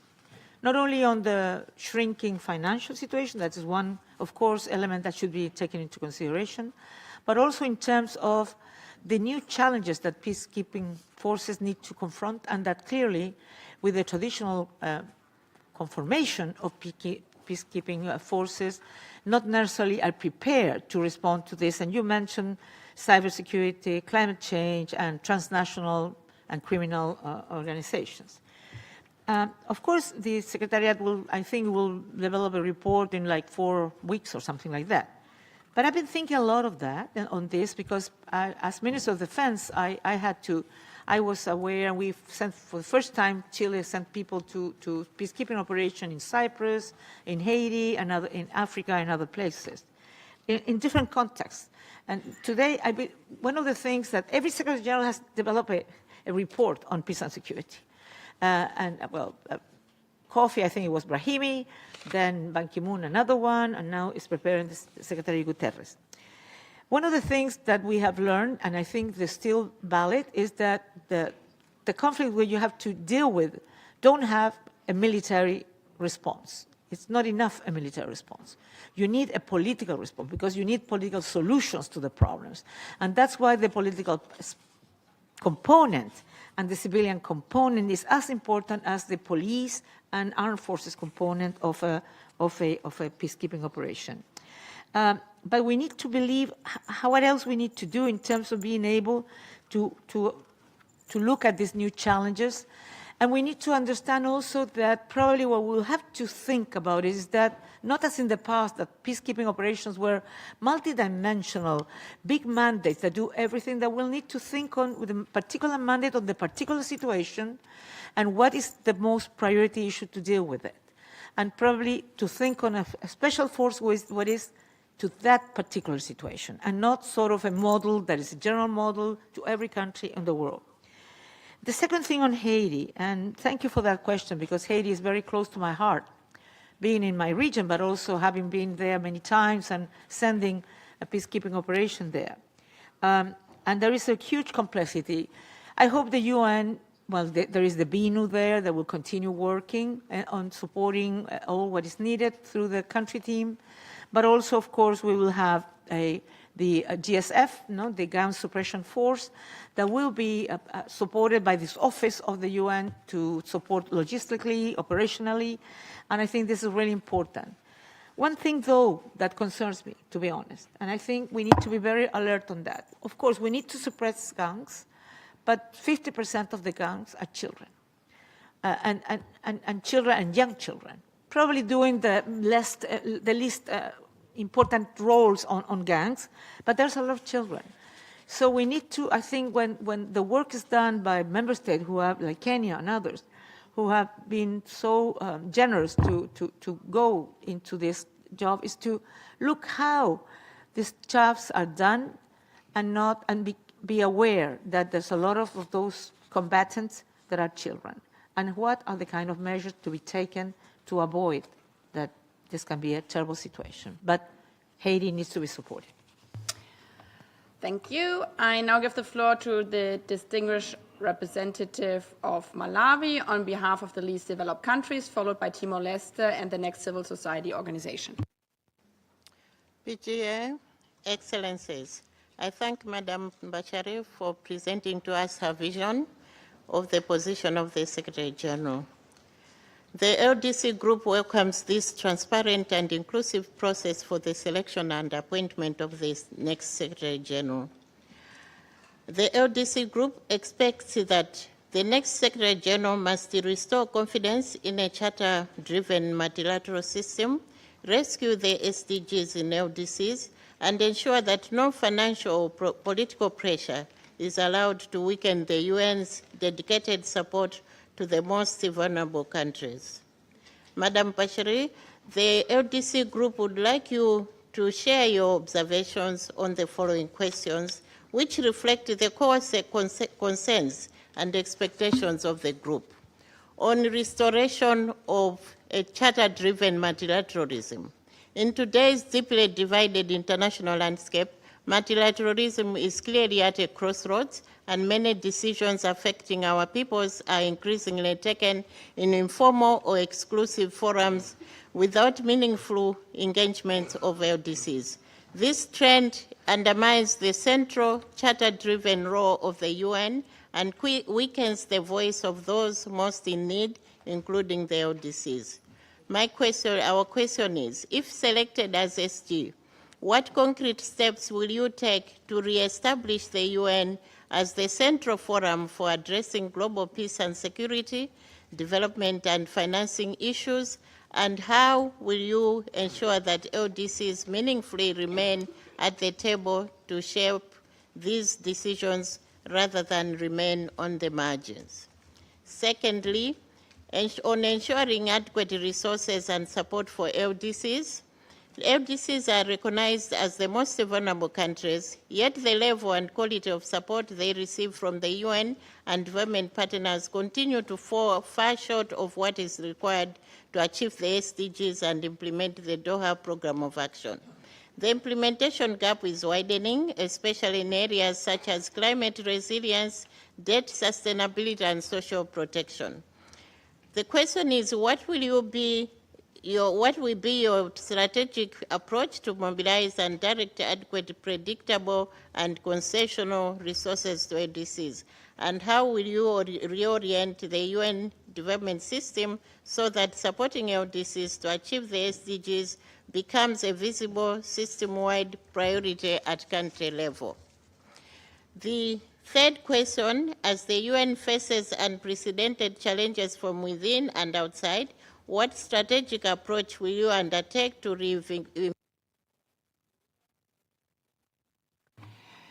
I thank the distinguished representative of Malawi on behalf of the least developed country. So the last one was UN Development Pillar. I now give the floor again to Ms. Bachelet, followed by Timor-Leste and the civil society. Well, if I would say it in a very soundbite way, is that no decisions on LDCs without the LDCs sitting on the table.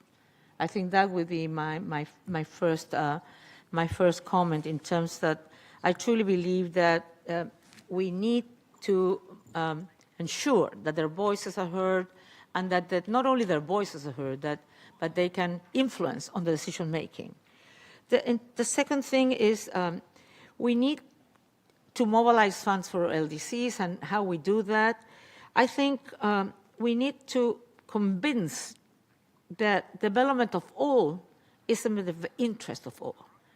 And this, of course, goes not only to the LDCs, but all the other groups that already have spoken, the SEEDs, the LLDCs, etc. This is really important, and I believe that we can do that, and we need to do that.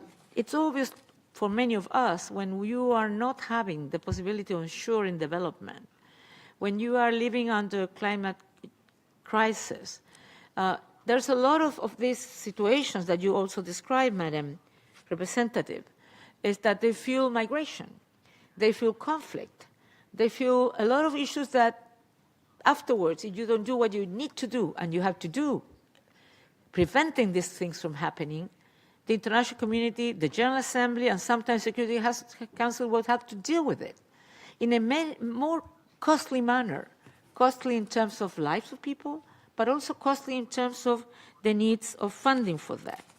The other thing that I wanted to mention was the issue of, I think, the UN, you mentioned the middle-income countries as well.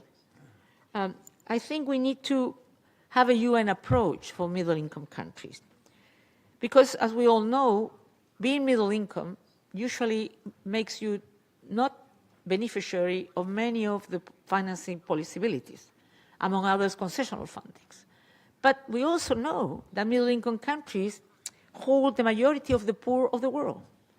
So again, there's something we're not doing right, because we have a problem there, but the mechanism that we're developing cannot help the ones who need a lot of help. So I do believe that it's really needed to dedicate that, a particular approach to ensure how mix are not overlooked by income per capita metrics that is happening today. The other thing that I think is important is that if the pillar of development, the very essence of the UN, if we fail developing countries, the UN fails. So we need to have a strong commitment on this. And one thing that you didn't mention, but for me is really important, and particularly in Africa, is that, and I mentioned in my initial words, is that we need to think on youth. Because in Africa in particular, youth, I mean, in Latin America and the Caribbean, in parts of Asia and in parts of Europe, the fertility rates are not very high. But in Africa, it will continue growing the population. We'll have a lot of young people.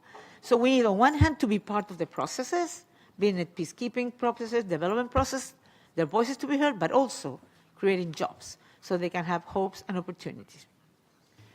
Thank you. I now give the floor to the distinguished representative of Timor-Leste on behalf of the Committee of Portuguese-Speaking Countries, followed by the next civil society organization and Mali.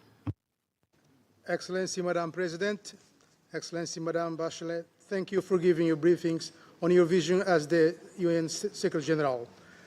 I have the honor of speaking on behalf of the Community of Portuguese-Speaking Countries.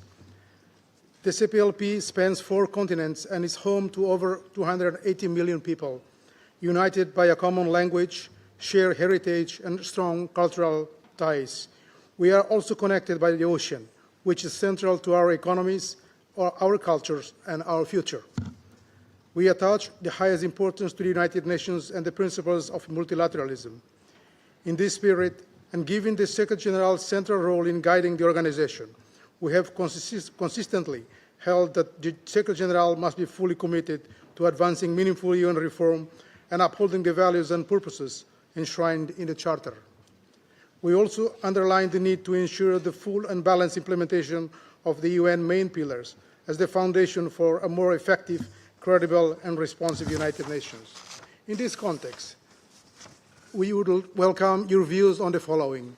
How would you position the ocean within the UN agenda and advance concrete action in areas such as the implementation of the BBNG agreement, combating illegal, unreported, and unregulated fishing, and mobilizing financing for a sustainable blue economy? I thank you. I thank the distinguished representative of Timor-Leste on behalf of the Committee of Portuguese-Speaking Countries. Ms. Bachelet, please, you have the floor.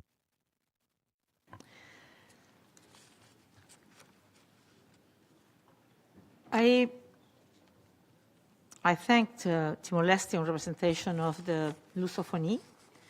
I would like to say something before. I mean, while being High Commissioner, I did not only have meetings with member states, with groups, but also have geographical groups, but also have meetings with the Francophonie, with Lusophonie, with, of course, the Anglophone, and of course the GRULAC, CELAC, etc. Because I do believe, and of course of Formatia as well, because I do believe that it's really important to understand the realities. But talking about oceans, being an oceanic country, my country, we have seen on one hand the risk of climate change on our coast, on our species, marine species, etc.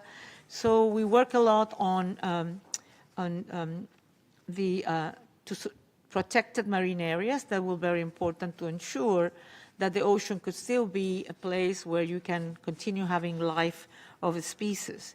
And in that sense, I think the agreement, BBNG agreement, is really important to continue going through. Chile was a candidate for the BNG headquarters in Valparaiso. I don't know what will happen on that, but what I mean to say is that for my country, this is really, it was really a very important thing. And I think the BBNG mentions a lot of commitments that have to be implemented. I think oceans are really,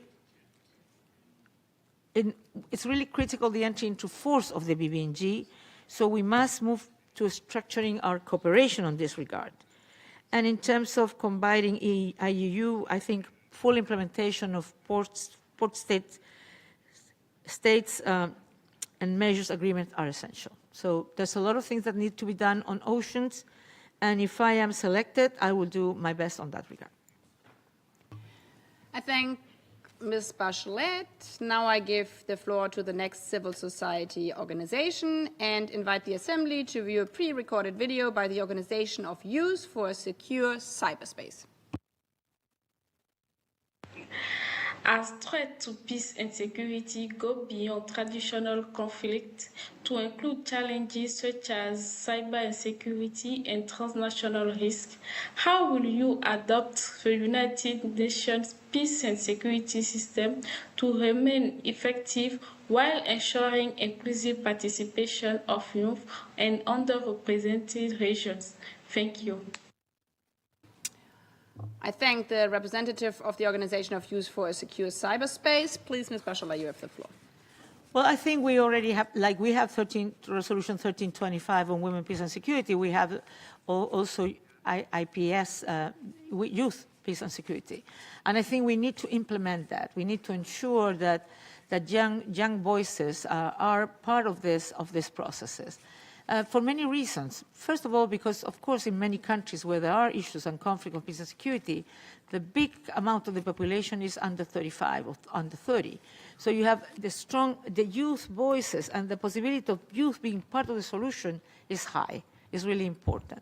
Secondly, because I believe that they are the people who knows better the problems and can also, I would say, think on solutions are the people on the ground, because they know the local context, they know the communities. And in that sense, young people can also be a very important part of that. Third, because if we, at the same time of looking at the peace and security issue, you look at development. Because there's not only why many times conflict arises is because of the lack of opportunity, because human rights are not respected, because and youth is part of this and can be part of the ones who can be attracted to some groups that are not the groups that believe in peace, on peaceful solutions of problems. So I think that in all ways it's essential to have youth in the middle of the situation, but not only like in a, I would say, like a show. I really believe that it has to be seriously considered, because I really believe it can be an important factor of peace. And it can be also be an important factor not only on peace in terms of finishing the conflict, but also on sustainable peace. So that's why I'm thinking it's also a very important issue on security. And also because young people, those much more technology than others, can be also a very important issue on cybersecurity. I thank you. I now give the floor to the distinguished representative of Mali on behalf of the African group, followed by Australia, and then the first member states in its national capacity, Liechtenstein. Thank you, Madam President. Excellencies, Madam Bachelet, welcome welcome for this. I welcome this dialogue with the membership. I have the honor to raise two sets of questions on behalf of the African group. The first set of questions will be on peace and security, and the second one will be on development. On peace and security, Africa's exclusion from permanent membership of the Security Council reflect both historical injustice and the ongoing structural inequity affecting decision on issues central to the continent. What is your position on the African Common Position on the reform of the Security Council, and how would you use the convening authority of the office to advance intergovernmental negotiations? Second question on peace and security. The resolution 2719 of the Council created a framework for the AU-led peace support operation to assess contributions, yet implementation has stalled. How would you approach the third-year review, and how would you address the continued political resistance? The third question I have concerning the peace and security concerns Africa's country feature prominently the peace-building commissions. How would you strengthen its role and ensure adequate resourcing for peace-building fund? On development remains Africa's foremost priority. How would you review the relationship between the Agenda 2030, the 2030 Agenda and the Agenda 2063? And how would you ensure UN support is anchored in African-owned development framework? What concrete action will you take to advance reform of international financial architecture, including improving African representation in international financial institutions and addressing bias in credit rating system? Africa loses more through illicit financial flow than it receives in official development assistance. What priority would we assign to addressing these flows and strengthening domestic resources mobilizations? How would you ensure climate finance?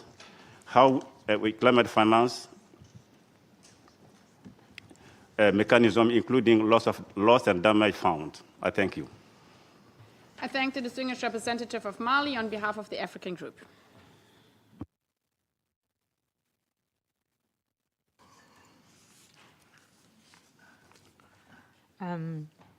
Well, I think that on regard of the UN Security Council reform, there are different models, I understand, but all understand the need for adequate representation and addressing historical injustice. So I think it's critical to ensure Africa's voice in the Security Council.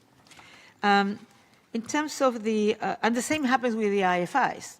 I truly believe that AIFIs need to be reformed in many areas, distinct issues, but on one, it has to have a better representation of the world today and not what happened after the Second World War.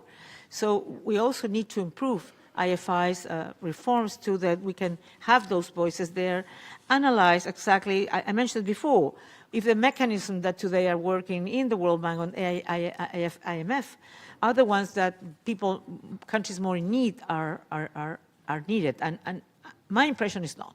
And that the only way to produce those changes is to have, in the places where decisions are made, the better representation of the voices of Africa and other places of the world that are not well represented and where the current mechanisms are not working. On Resolution 2719, I think this is a great advance because I believe that peace and security needs a bigger alliance between the UN and also regional forces. I believe that also there is places where maybe the UN is not better placed to do the job, but it's the regional organizations through its security forces who can do a better job. But in that sense, the commitment of the UN to support with at least 75% of the budget, I think is a very important advancement that needs to be ensured that it could be, that it really will be supported. In terms of what you ask about development and priorities, yes, there will be an important given by myself in ensure how you can mobilize natural resources. There are many countries who are looking forward to look for even internal resources, how they fight tax evasion, how they fight tax avoidance, how they fight illegal flow of money, and that is really important things that we can work together, help building capacity to be able to do so. Also, how they are able to mobilize private sector money in those countries that can also deal with the same issues and go to also understand that everybody benefits when the country is going well. And on finance, I already mentioned that we don't only have the Global Fund for Climate Action, but also the Fund of Loss and Damage that I believe exists. It needs more money, it has to be, but we need to make better use of those funds.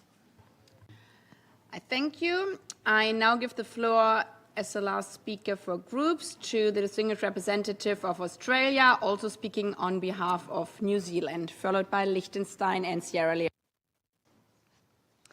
Madam President, Excellencies, I have the honour to address you today on behalf of New Zealand and my own country, Australia. At a time of heightened global uncertainty and complex international challenges, the United Nations' ability to fulfil its core mandate rests on its institutional credibility, capability and capacity.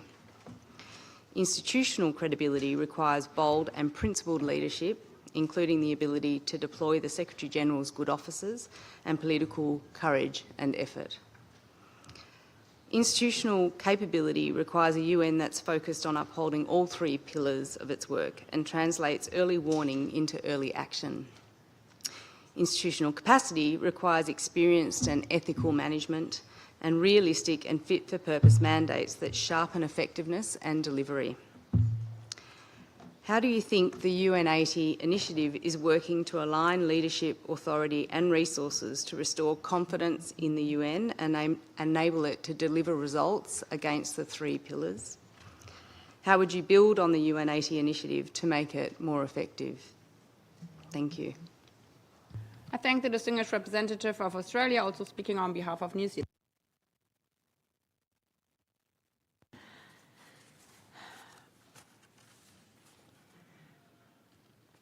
I agree on everything that you mentioned in terms of the need of leadership, authority, moral authority, ethics, etc., to be able to lead this organization. I also think that the three pillars are essential, and I also believe that UN80 is a must. But having said that, what we have to avoid is that the UN80 could be used by some people, could be thought on something in terms of hollow out certain mandates to privilege peace and security and underprivilege, if I would say, development and human rights. I already mentioned that human rights doesn't have that much risk because it's so small, the percentage of the budget, the regular budget, that, I mean, I don't imagine that people want to get even less than 4% for human rights. But I do feel and I do see the risk of not including enough financing for development. And particularly, I would say, because I mentioned that I feel that the way to solve problems that are the problems of the real countries is not through general recipes. It's about going into the field to the country level and understand the particular needs and organize the UN country team and the financing on that. Because the reform is not only about savings. Of course, if you have a liquidity crisis, you need to deal with that. But it's also to be able, and that's what I would do, to be able to put the money where the priorities are. So it's not about doing more with less money, or to do the same with less money. Is to do more and better with the resources that you have, and to put the money where it's needed, where to ensure that you organize a very, if I would say, a more streamlined, a more lean but muscled organization. Because we need a lean organization, we need it strong.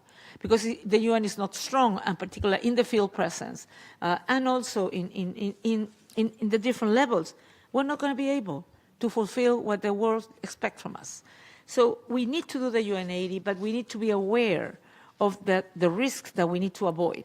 And those risks are to weaken some pillars that are really needed to have a world, also a world that can believe in peace, and that can be, and can also ensure that the people feel that the UN is something that we really need. So how to make them more efficient? There's a lot of proposals on that, and I agree with all of them, but I will say member states, the Secretary General, but mainly member states, because you are the ones who owe the UN80, please be aware that we need a balance between the three pillars, an adequate balance. Otherwise, we'll not be fulfilling, and we're not going to have, we can go back to the basic, yes, but the basics, according to my opinion, is peace and security, is development, and is human rights. And then the UN80, if they do it fantastically, and those things that we need to change because they need to be done better, the money that we save on that, we can use it in a better way in the other mandates as well.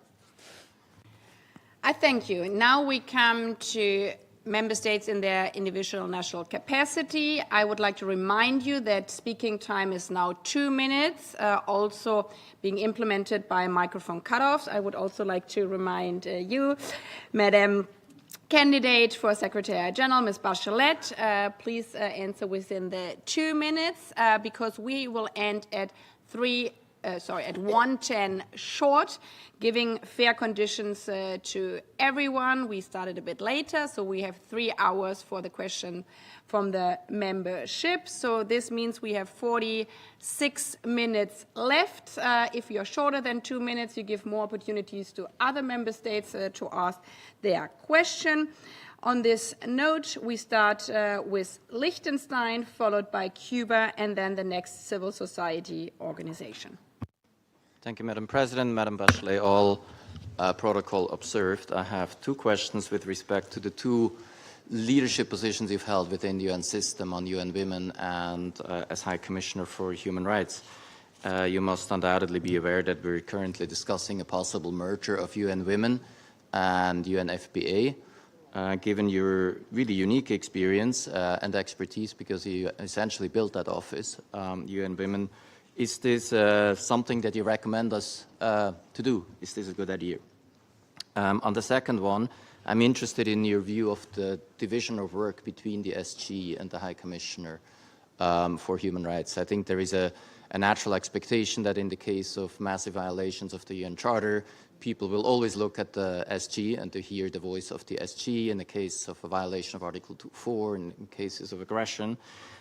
Do you believe there is also a case to be made that the SG has to be vocal with respect to the other more serious crimes under international law? Let's say with respect to the Genocide Convention in cases of massive violations or possible massive violations for international humanitarian law, or crimes against humanity, and can you name examples from the past that in your view would have met the criteria that you would apply? Thank you so much.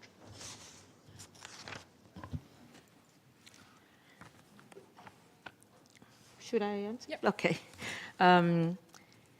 Well, I haven't read the report that makes an analysis of the merging of UNFPA and UN Women. I have heard rumors, but I haven't read it directly. So, but I also heard that member states have discussed about this and asked for alternatives, options. I do believe that all alternatives need to be looked at to see what are we looking after. Because one of the concerns that some people have is that the merge could weaken the mandate, in particular on women's rights and women's empowerment and gender equality. That is one concern that member states have and some other people have. I believe whatever decision is made needs to take into consideration what are we really getting out of that alternative that has been chosen. Is there real duplication? Is there a lot of duplication? Because if there's duplication, it can be solved, not necessarily merging. You can solve, if it's small, the duplication, you can solve it in another way. If not, maybe you have to merge. Is it that the mandates collide with each other? Well, I have the impression that other than violence against women, the mandates are very different. Both mandates are very different. So, but I have to say, I cannot give a different opinion because I haven't seen the studies. Emerge some years after a new institution was created should not be only the consideration of cuttings, if I would say. It should be not because the money is essential. Of course, the money is essential, but it should be more substantive.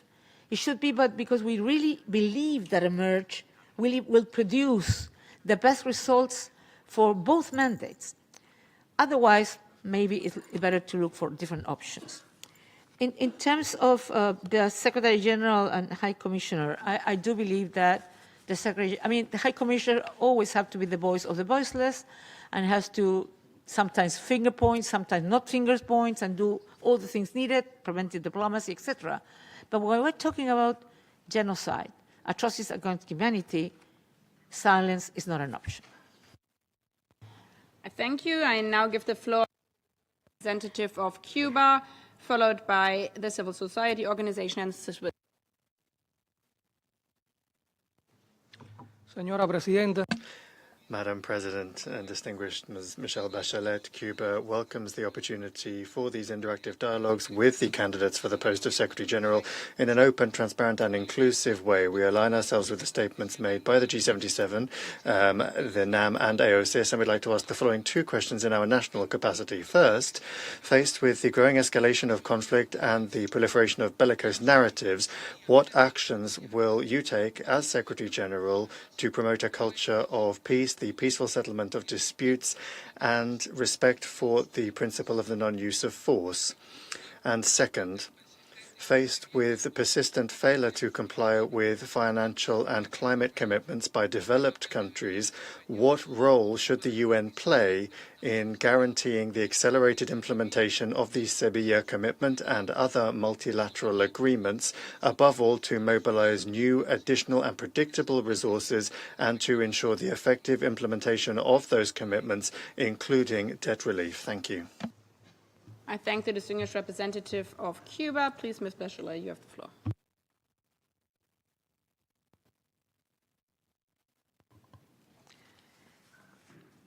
A mí me parece que, sorry. I would say that the Secretary General can also use his voice to promote a culture of peace and, of course, to insist on the principles of the Charter.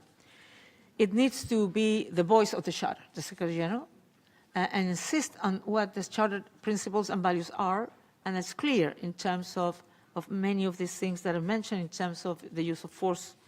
But also, I think what is needed is to intensify dialogue on this regard. And in terms of how can the UN guarantee the acceleration of the Sevilla agreements, in particular on the debt relief, I have mentioned some things that I do believe that the IFIs need to be reformed. And all of this consideration need to be included. How there can be mechanisms that are more agile to restructure the debt, and to think also on the debt relief, or even on the postponement on the debt service, on many of countries who are dealing, for example, with natural disaster, climate disaster, or even conflict, armed conflict. So there's a lot of things that can be done. Probably one thing that many countries have been working on is how we think on what we call global public goods, and how member states can develop sort of a fund to deal with these global public goods, and among others is climate change and climate disasters and so on. I believe that it's in the benefits of all member states to think on, there are these challenges that affect all of us, so we need to deal, all of us, in terms of with global public goods financing to see this global public goods. But Sevilla has lots of mechanisms. And what we need now, but of course it didn't include any financing to it. So what we need now is to think of what are we going to do to mobilize political will. That would be my obsession, if I may say, which is critical for reforms to be possible. Without such will not be possible. Will not be able if we are not able to mobilize political will and for after that financial support. I thank you. I now give the floor to the International Federation of Business and Professional Women, speaking in person here for civil society, and who was chosen, like many other civil society organizations, by a lottery system. Hi, good afternoon. Emily Van Vleck on behalf of BPW International, a global network of business and professional women's organizations representing over 100 countries. Our question today is, how do you intend to position women's economic empowerment as a central driver of peace building and sustainable development within the United Nations systems? And what concrete mechanisms will you establish to engage structured partnerships with global civil society organizations to deliver measurable and scalable impact? Thank you. I thank the representative of the International Federation of Business and Professional Women. Please, Ms. Bachelet, you have the floor. Well, as you probably know, gender equality, women's empowerment has been one of the issues that I have done my whole life, and I've tried to find out which are the strategies that can work on this regard. And I truly believe as well that women can be very important agents of change and, of course, agents of peace. So on one hand, we truly need to, I mean, there's like 132 countries that already has its own national policies on 1325. And I think in those policies, those programs and plans of action, there should be implemented in terms of ensuring that women can be agents of peace, agents of development, and agents of a more stable and democratic society. Because I think women are essential in terms of ensuring that the society goes into the right direction. And what concrete steps that we would do to include civil society? Yes, I believe that we need to work with the civil society to identify which are the current conditions. I've heard many things, that people feel that either they do not receive visas or accreditations, and they feel that the accreditation system should be simplified. And so, but more than having a response today, my commitment would be to sit down with the civil society, to meet with them regularly, to see in which way we can solve the obstacles that you deal to be able to have the place that you deserve. I thank you. I now give the floor to the distinguished representative of Switzerland, followed by Romania and Indonesia. Merci, Madame la Présidente. Thank you, Madam President. Switzerland welcomes this format, which promotes transparency and an exchange between the candidates and all of the member states and civil society. Thank you, Madam, for your vision and for your availability to participate in this marathon Q&A session. First question, the Secretariat is facing major financial constraints at the moment. How would you envisage the situation of staff at the moment, devoted staff who are under enormous pressure? The second question, the United Nations Charter defines the role of the Secretary General as someone whose independence should be protected at all times. How would you react if a permanent member of the Security Council acts in violation of international law? Could you describe a situation in which you would oppose a member of the Security Council, and what kind of consequences do you think would follow? Thank you. The distinguished representative of Switzerland, please, Ms. Bachelet.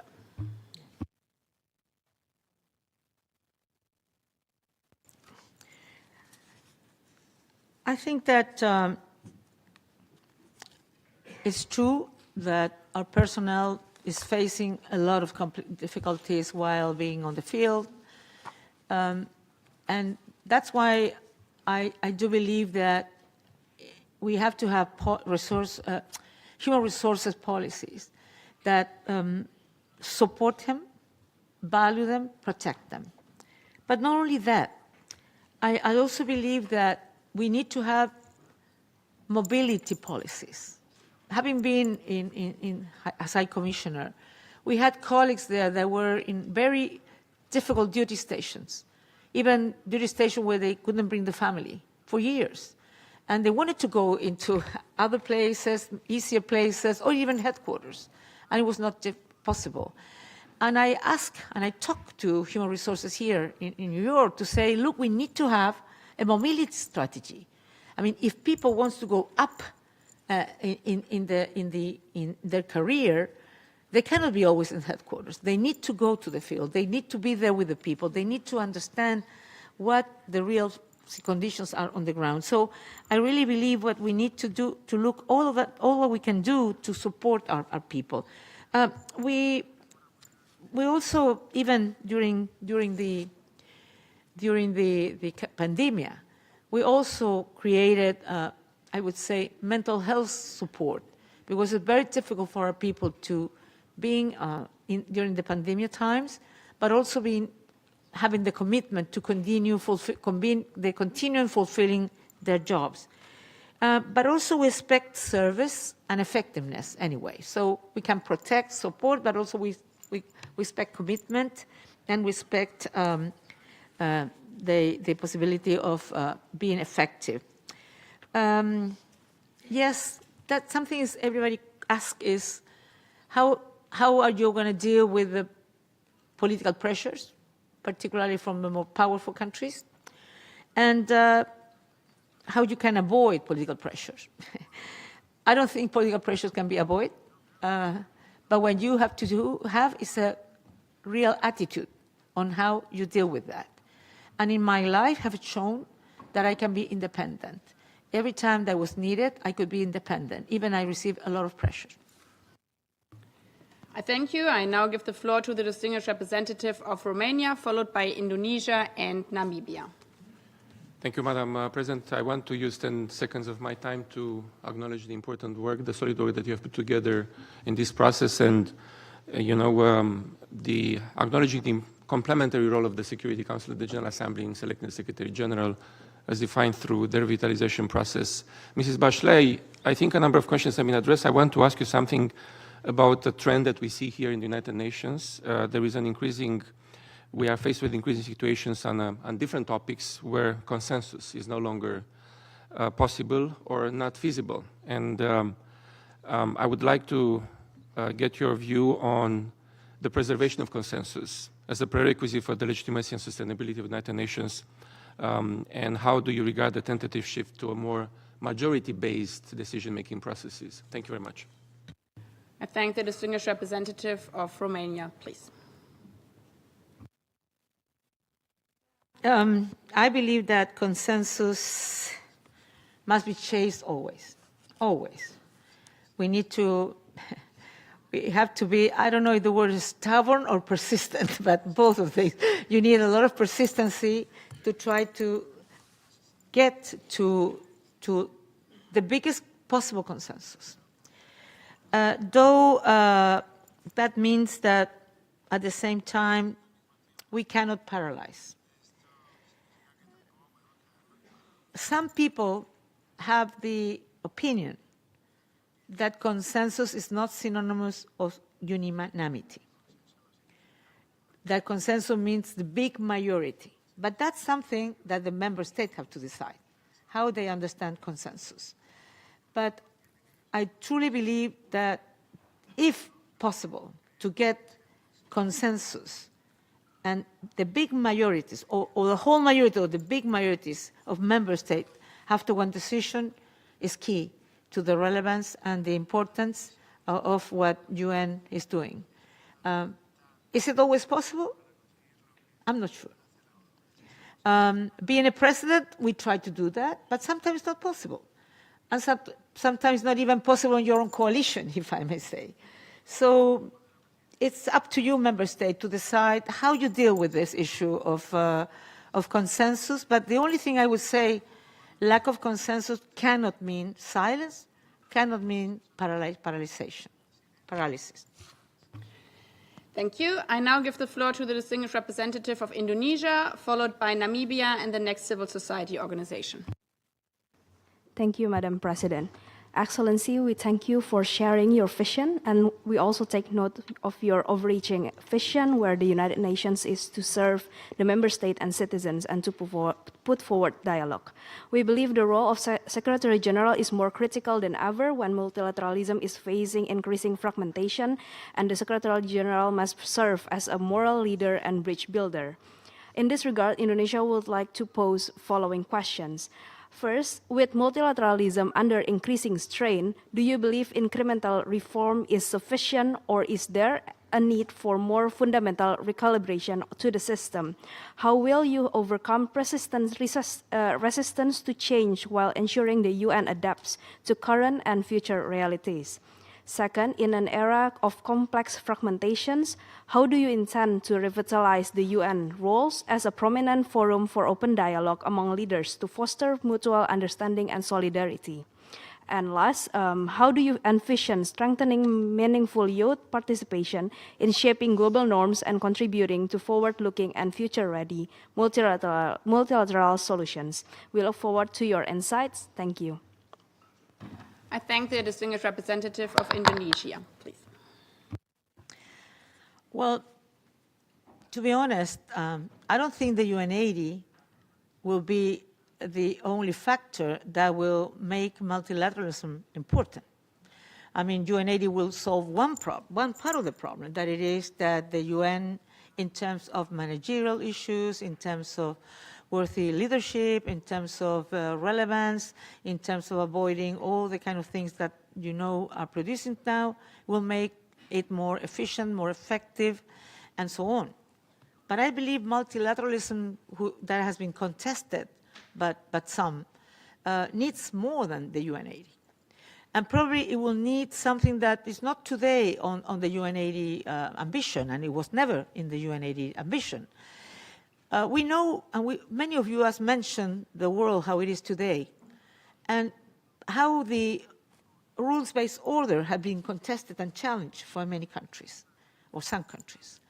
And I think the UN80 was not even thought on that direction. It was not the objective.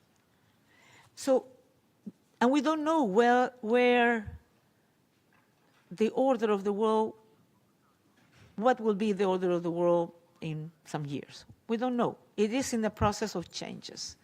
And nobody knows the evolution. We would like that we could go into a rules-based order because we believe, and I believe, is the best for the world.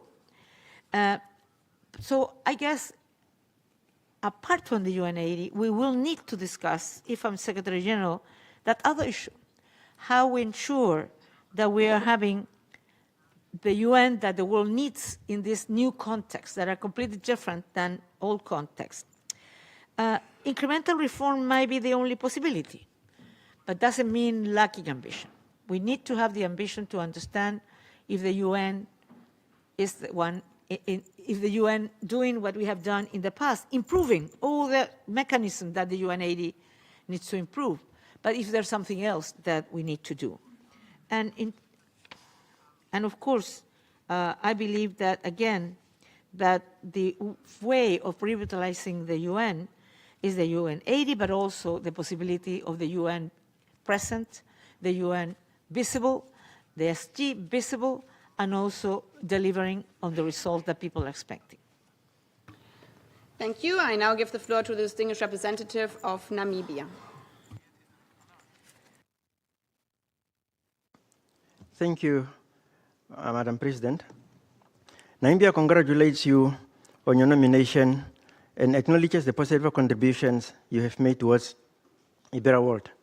In September 2024, the world leaders adopted a wide-ranging international agreement in many years, namely the Pact for the Future, a notable agreement that has reinvigorated the multilateral system and has given direction in a number of important global multilateral thematic issues. Yet your vision statement makes no reference whatsoever to this international commitment. My questions are as follows. 1, what is your vision to implementing the PEC for the future, and how best can the Secretariat support member states in its implementation ahead of the 2028 review of the PEC? 2, in the PEC for the future, world leaders agreed that Africa should be treated as a priority and as a special case as far as the reform of the United Nations Security Council is concerned. What is your understanding of this unique decision taken by member states, and how would your office support this implementation? And 3, it is commonly held that when women lead, peace follows.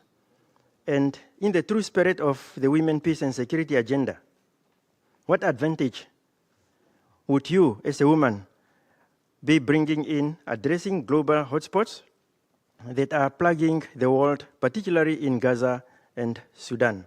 I thank you. I thank the distinguished representative of Namibia, please. Yeah, I mentioned in some of my intervention the Pact of the Future because I really value it.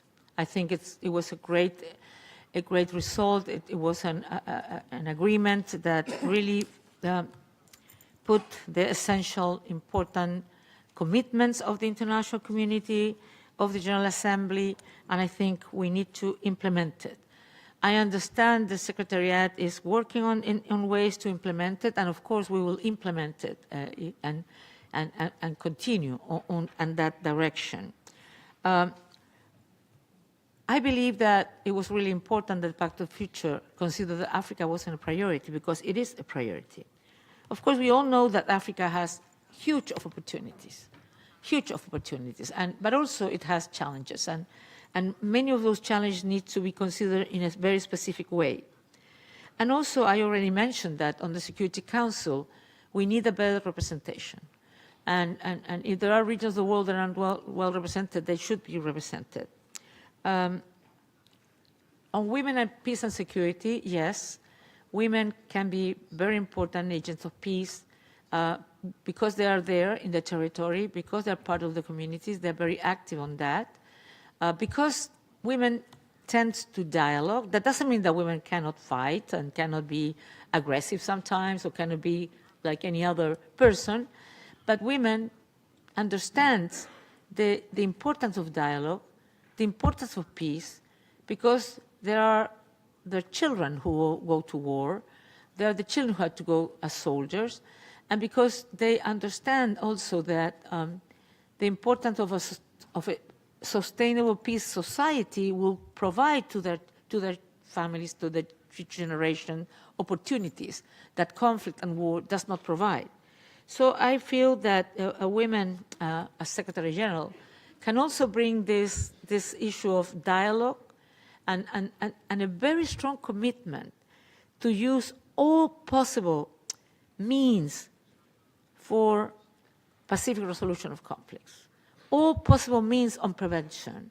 And if I'm selected Secretary General, that will be one of my biggest commitments, one of my biggest, if I would say, one of the things I will give the biggest importance, because I truly believe that much can be prevented.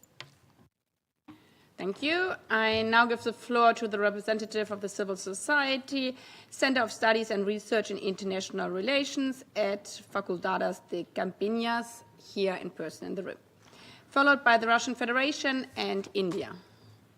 Thank you, Madam President, Madam Bachelet. As a youth researcher from the Global South, I would like to ask what are your commitments and as SG for guaranteeing meaningful, inclusive, and sustainable youth participation across the United States. The youth is a very diverse bloc, so how do you plan to ensure that youth voices, especially those from marginalized communities, are not only heard, but truly integrated into the UN decision-making process? Thank you.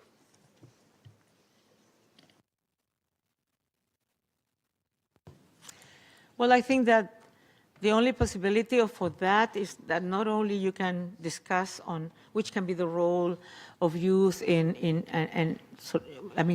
the kind of agenda we already have, like youth, peace and security, but also that should be it should be a priority at a country team with the resident coordinator system to ensure, to make young people participate, not only listening, but also receiving the commitment, receiving their opinion, their suggestions, and taking it into consideration. Because it's not about bringing young people to be listened and then do anything about it.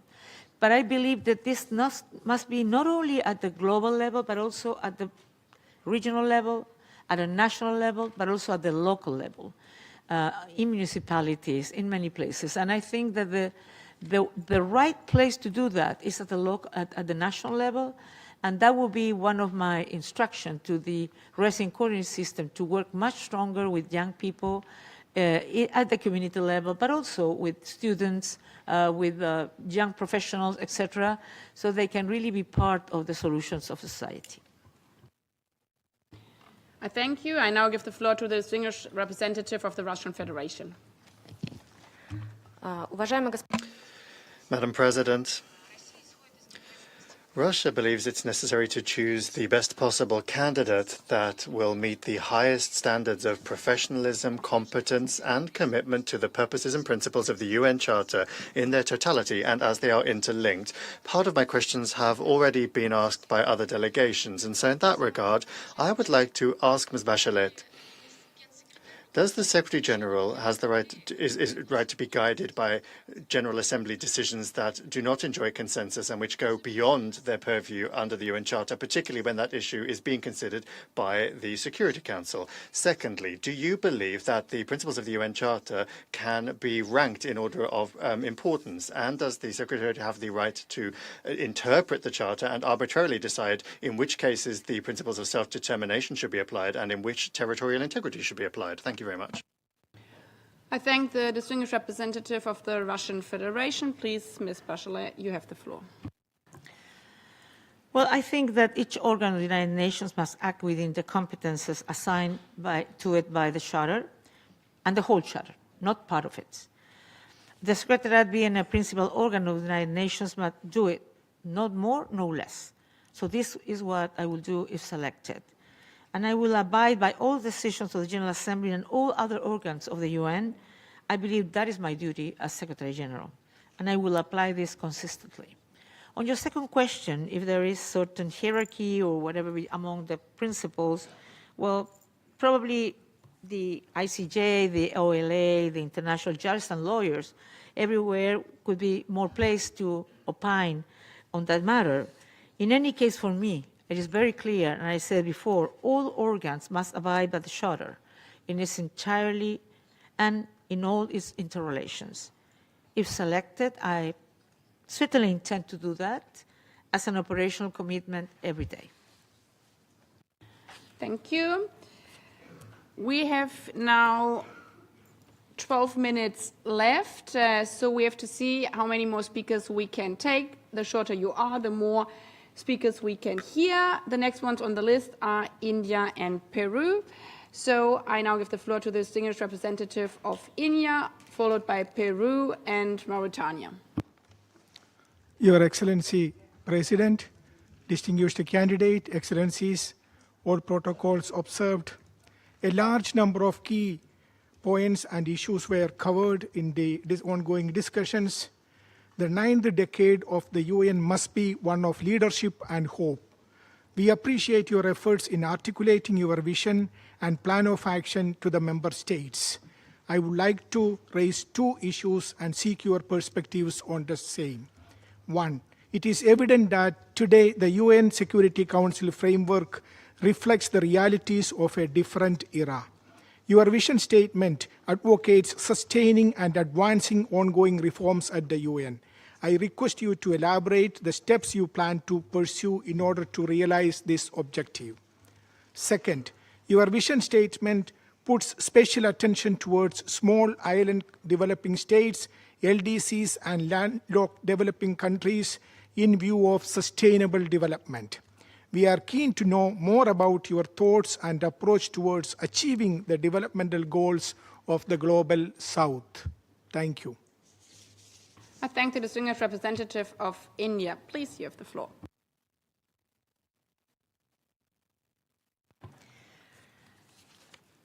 I think, first of all, I already mentioned, I think, many of the things in terms of how important it is to me that the Secretary General understand the different realities and can find the ways of doing things in the best possible way.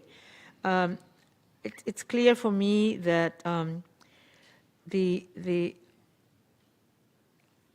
UN80 process has to be really reflecting what's going on and can be implemented with long strength. But of SIDs, LDCs, LLDCs, and PMAs, I truly believe that, first of all, there are enormous amount of all the member states of the UN.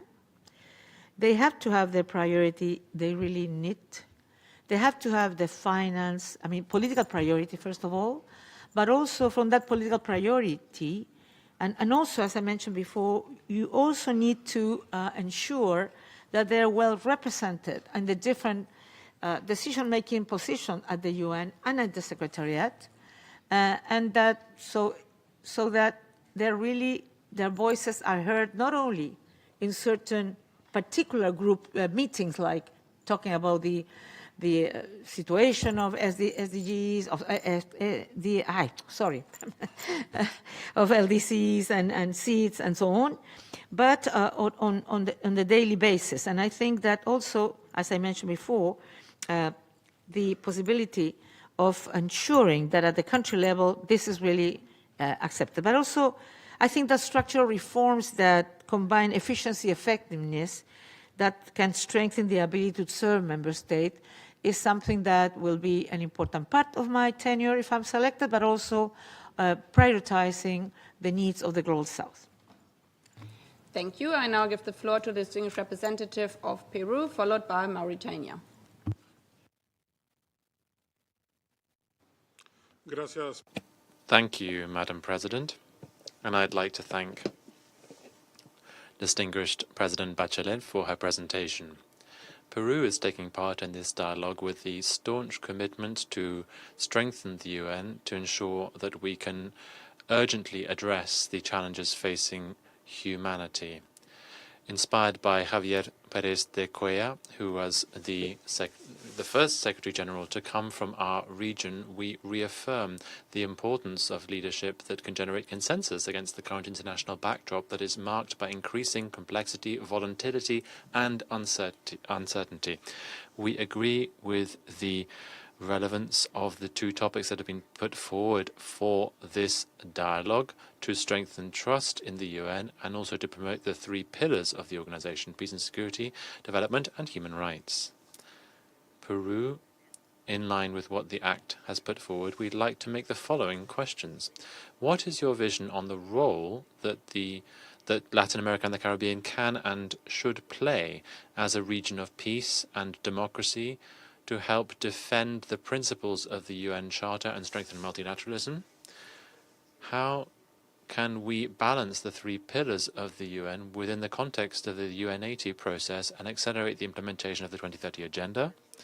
What specific measures will you promote to increase the effective leadership of the Secretary General to contribute to preventing and solving the major armed conflicts that are raging today, and also to address the emerging threats to international peace and security, such as organized transnational crime and the matter of AI governance? Thank you. I thank the distinguished representative of Peru. Please, you have the floor. Muchas gracias. Thank you very much for your questions. Question, you imply the answer as well. I mean, being Latin America and the Caribbean a zone of peace, I think it has a lot to share on the experience of Latin America and the Caribbean in terms of what works, what doesn't work, and the idea also of to be able to be part of what we call South-South cooperation also. because many times, even though countries of Latin America and the Caribbean are not rich countries, are not donor countries, we do have great experience on dealing with a lot of things that could be also interesting to share with other countries who might be going through the same kind of challenges. I do believe that it's time, after Mr. Perez de Cuellar, to have another Secretary General for the region, for many reasons. One, because of what the region can bring to the discussions, to the experience, and to proposal, but also because the same that we have been discussing, how we ensure that the world feels, the members, they feel better represented in an organization like the UN, the same happens. When you have a UN Secretary General that comes from a region that's not the traditional regions, also shows that the UN is looking for the diversity, the representation of all parts of the world. I insist that I will do as much as possible to ensure that the three pillars can be well represented, can be well financed, and can have the political priority that needs to be done, because I'm convinced that without three pillars, we will not achieve neither the, and without the Agenda 2030 that shows and reflects the three pillars, if we don't get there, we're not going to be able to ensure that the needs of people on the planet, and we're not going to be able to reestablish trust in the United Nations. And I do believe that the Secretary General has to be somebody in terms to be present, very active, and in a preventive way in all the areas that you mentioned, in particular in prevention and solidarity. In our region in particular, we have a very big problem with organized crime, transnational. But because they're transnational, they also need to be seen by many member states, not only as a regional issue. Thank you. I now give the floor to the distinguished representative of Mauritania. Thank you, Madam President. Thank you, Madam Bachelet, for your vision. Most of my concerns have already raised, and you have responded. I have two questions as follows.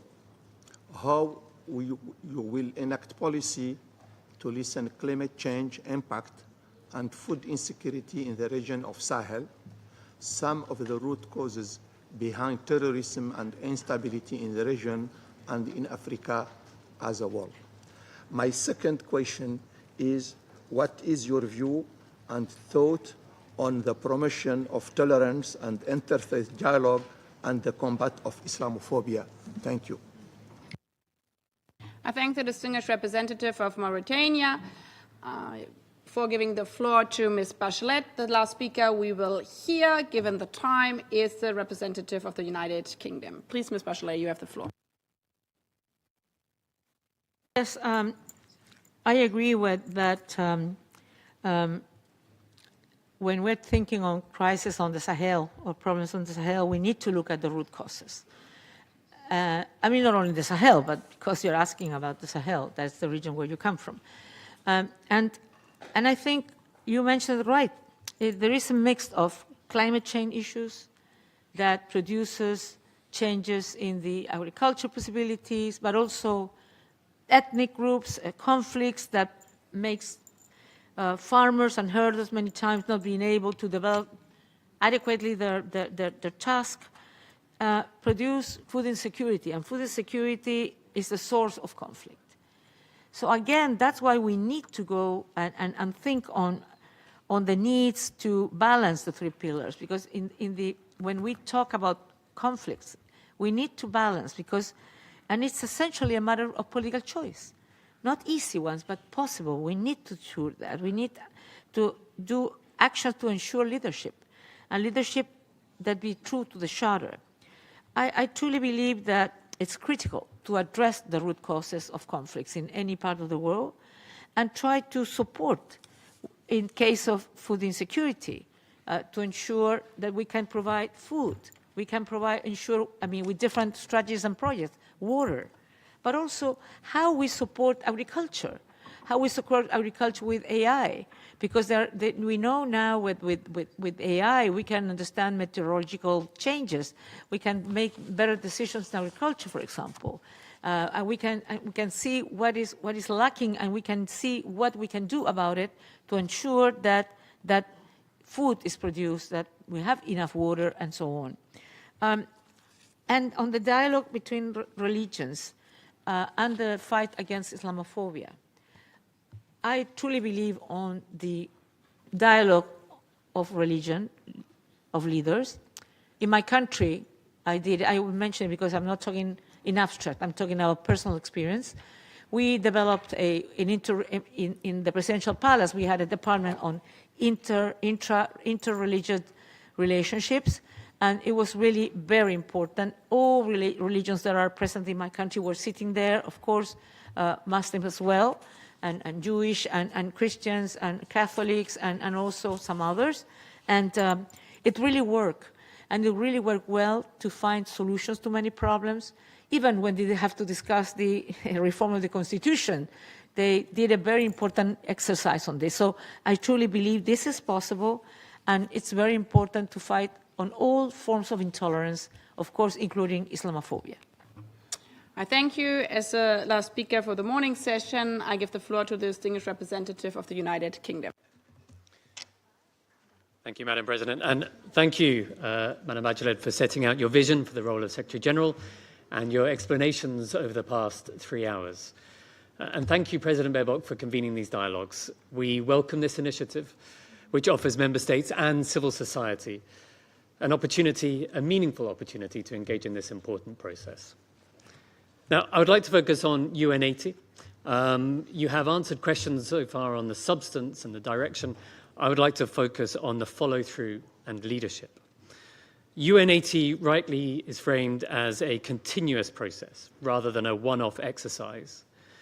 How would you, as Secretary General, use your leadership within the organization to ensure that reform remains institutionalized and sustained in order to strengthen delivery across all 3 pillars of the United Nations? Thank you.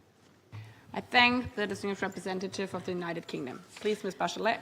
Yes, I agree that any reform has to be continuous. It cannot be a one-day activity. And so you need to ensure that how you organize the work at the UN, I'm talking about the UN system, follows, first of all, has clear targets and goals and timelines to ensure that these are implemented the way they have to be. But, you know, my experience is you also need to change culture, if I may say. You can change sometime mechanism, but if you don't change the culture of the people, they might want the next day to come back to what they did always before. And the second thing is to be persistent. I had to do a lot of reform while being Minister of Health.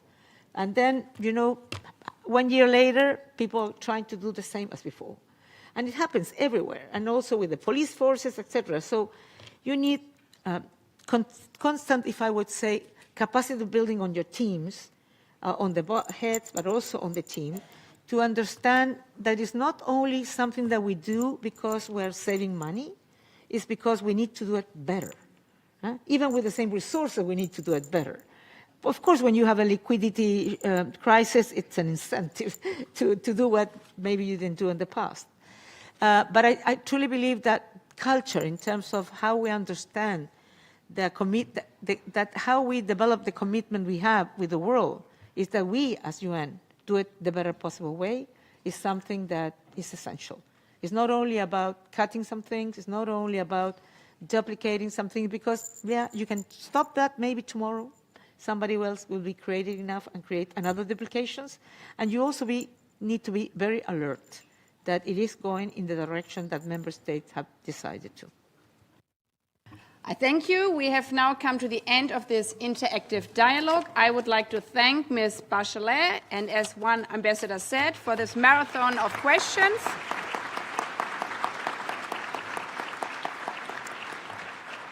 I would also like to thank you, the member states. I know that there were many more member states on the list, so as we are coming back in the afternoon, if you're speaking maybe also to the groups, the sharper and shorter the question of the groups, the more opportunities for member states.